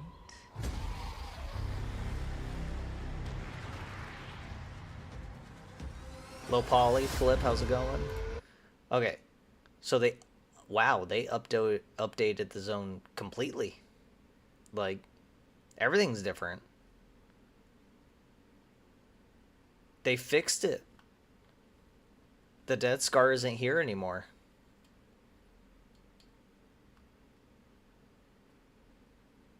That's insane.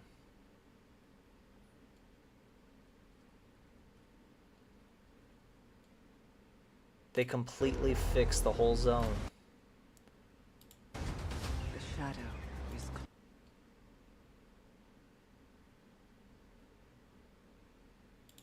closing in.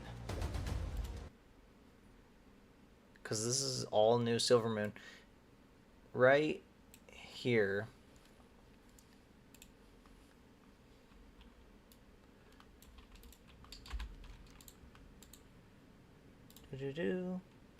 They're basically standing right here on the map, and they are looking at the center. That bridge is right there. They completely fixed this gap of the Dead Scar going through Silver Moon. They're like standing right here, staring up into Silver Moon.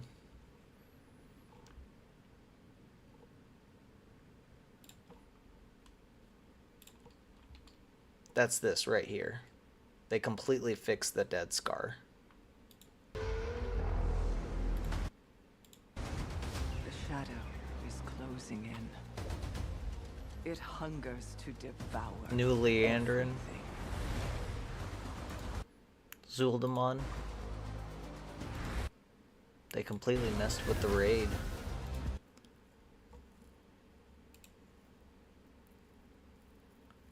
This must be those elves that live underground, their new zone. The Void Storm. More ethereal stuff.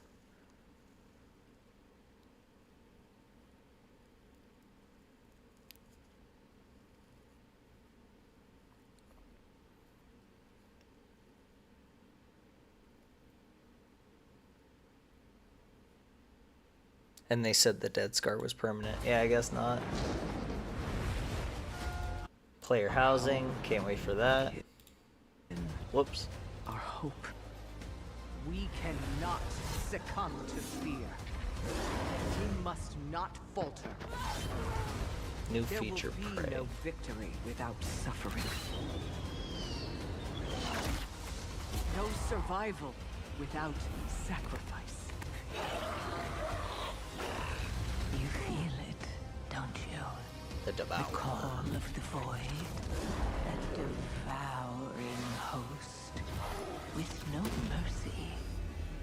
No equal. That's weird. Come, little lights, and be extinguished. The darkest night falls upon us. So wait, we get a new Silver Moon, and then we get to watch the Destruction 2.0 instead of Arthas doing the destruction. Now we get to see the Void do the destruction. We get the brand new zone, and then we get to see the destruction of the brand new zone. This is hilarious. If we stand together, the dawn will come. That's so funny. I call upon you now, champions of the light, defenders of Azeroth. Summon your strength, steel your hearts, because today we fight. Again, very Alliance. Everybody's trying to steal my man Arthas's thunder. Yeah, basically. Alright, what else did they have?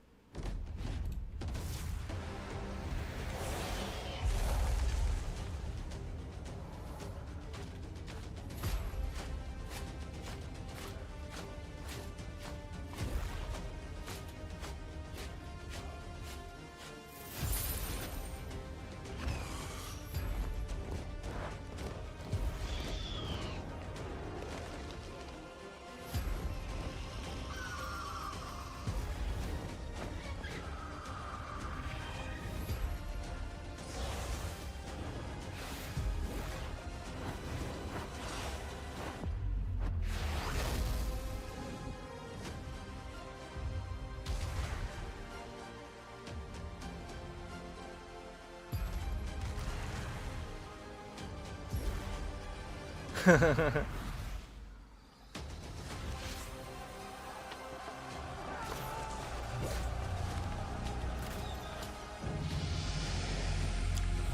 is 80. I'm kidding. What is max now? 90? And then on the last saga, it's going to be like level 100 if they do it in increments of 10. I think they're aiming to destroy all the same cities as Warcraft 3, Dalaran, Lordaeron, and Silvermoon. I'm so sorry to say this, but Dalaran is down. Lordaeron is being fixed, and now Silvermoon is going to go down. WoW players. I don't care. But yeah, Dalaran is already down. Oh, that's Nixium. That's funny. Go watch him.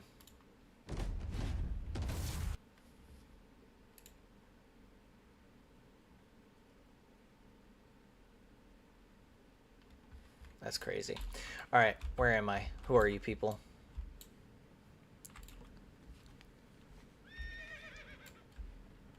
I wonder, because they're gonna fix up. Can I not cross here? I can't. The boss. There she is. Hey, get down here.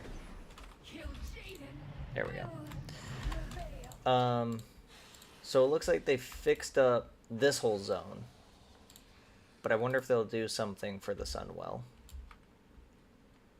They're basically just going to create another Death Scar. Madragosa deserved a far better fate. You did what had to be done. But this battle is far from... Where all the voices in your head. Looks like 4 people are watching. 5. There's a lot of voices in my head right now. They can't stop destroying Dalaran. Biggest player. It's already down. Dalaran is destroyed.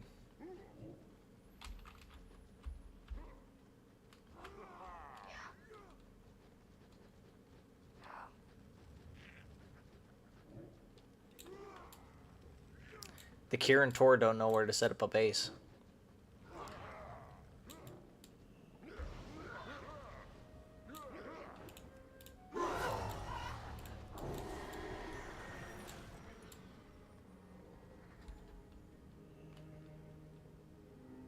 End it by sacrificing Nordrassil all over again. That would be hilarious if they destroyed Nordrassil. Misery, depravity, confusion, hatred, mistrust. I just want to see the Sunwell. These are the hallmarks. These are the pillars. Let's have them build it up again. That'd be hilarious if we burned down Nordrassil. No, what I see happening is Lordaeron is going to be rebuilt again, and then Gilneas is going to be rebuilt. The Exodar is finally going to be rebuilt. And Silvermoon is going to be rebuilt, which we already see Silvermoon, so why wouldn't they not do the Exodar? It would make no sense if they fixed it, but didn't. What the heck? Oh, I have to kill the Naru. Looks like there's a lot of people here to kill me.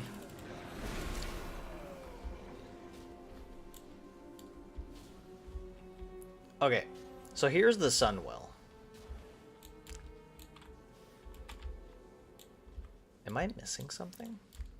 Do I have to kill the bosses before coming here?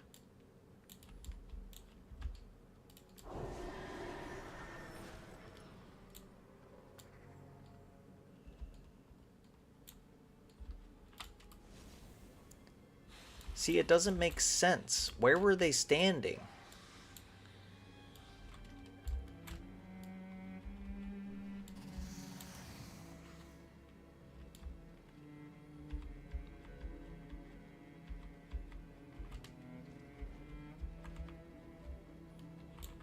They should have showed the Murlocs. That would have been hilarious. Up here, I guess?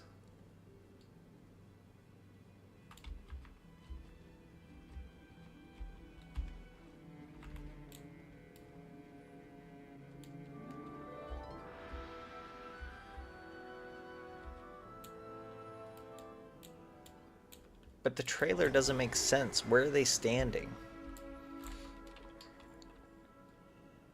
Timeline, Urzul and Legion opens up the portals. That'd be good.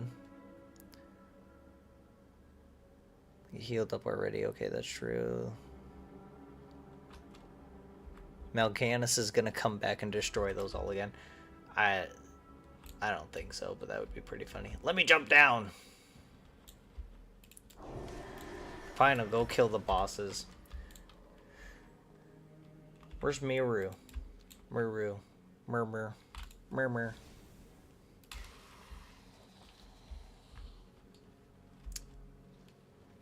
I just want to cheat. Let me jump down. Maybe I have to kill the sisters.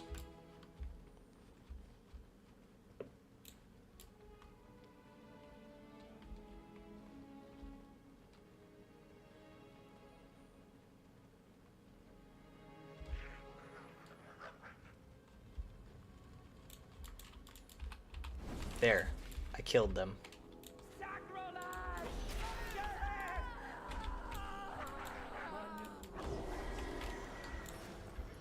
Maybe I did have to kill Galagos.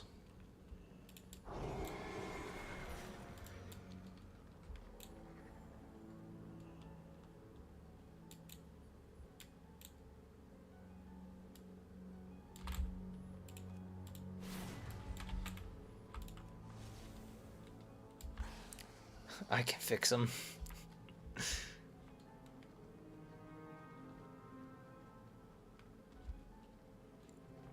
There he is.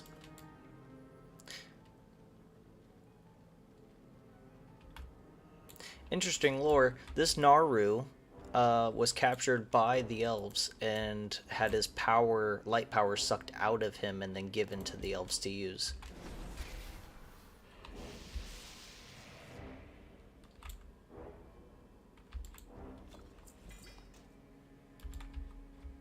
Open up the doorway. There we go. Alright. Now I can go through. One thing I don't understand is when the Naru came to Outland to help the Draenei, Kelth seized the temple, Velen escaped with the Exodar.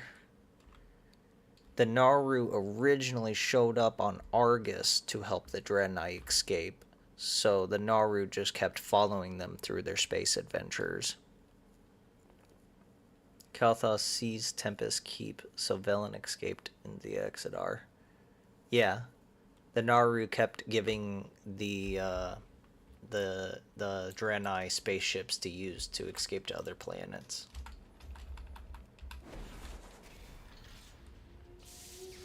But now Blizzard has to deal with criticism of why the Blood Elves are corrupted and don't get capital over blah blah blah blah blah blah blah. Because the Blood Elves are cool, that's why.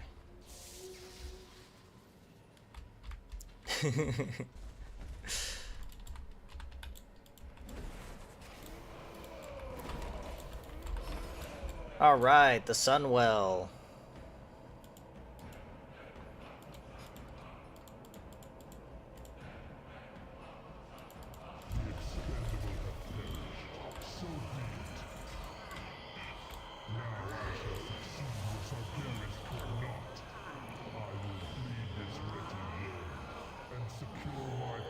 Why can't we play as the Naga?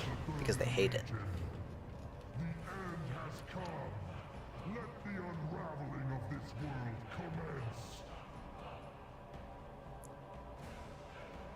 Tempest Keep was... Wait, was Tempest Keep a Draenei construction? It was, wasn't it? Wait, was it? Yet this day you changed the course of destiny. What was once corrupt is now pure. Heroes, do not let our sacrifice be in Yeah. Why didn't they go back to Tempest Keep? No idea. Maybe because it was too corrupted. I guess they did take over. They took back Satrath.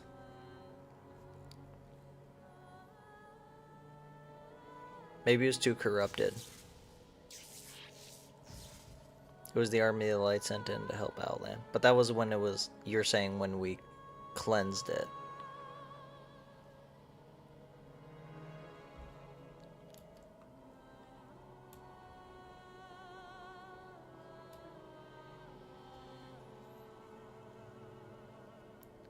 So was the orc at one point the undead?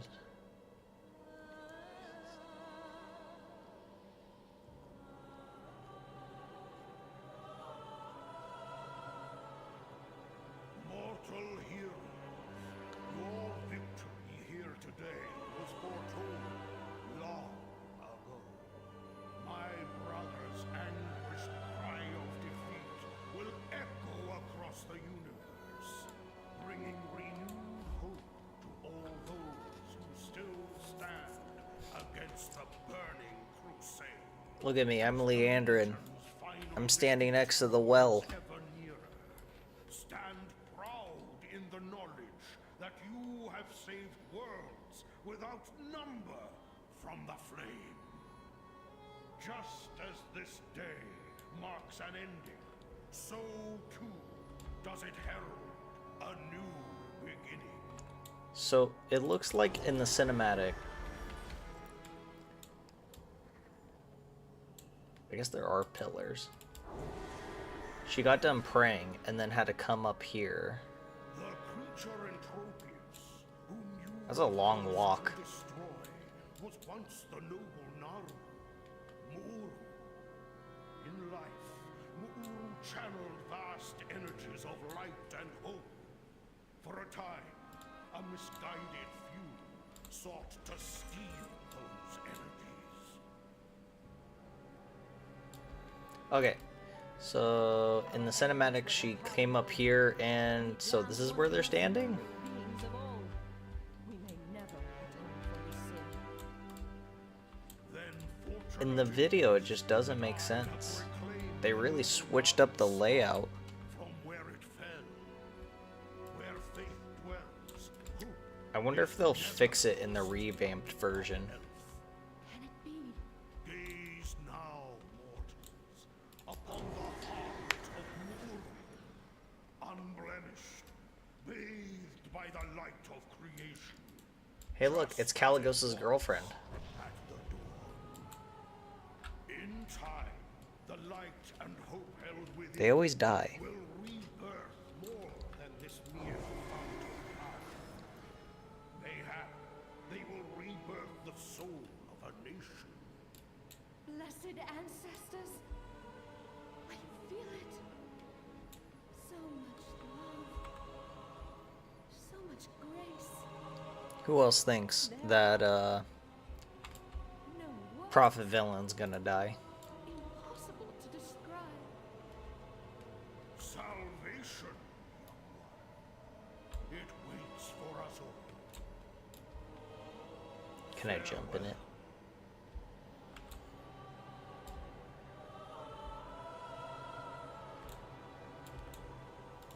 Bye, Villain.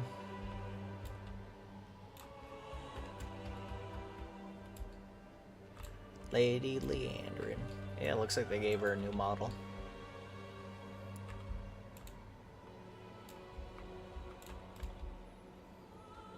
Hey buddy, sorry to hear about your girlfriend.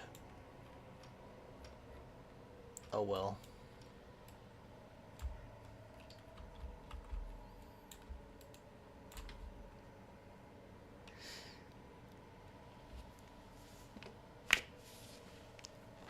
Well, as much fun as this is, I watched the trailer.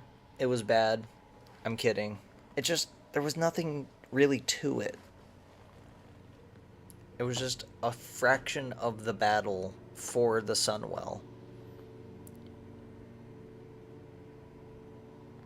They didn't show us anything new, really. It was, as my friend said, next time on Dragon Ball Z.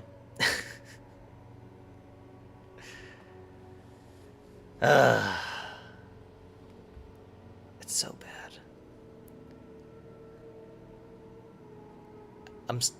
I can't wait to play it, but I can't wait for the real trailer to come out. And if that's the real one, then that's just sad. I'll see y'all later. I'm gonna head out. Goodbye.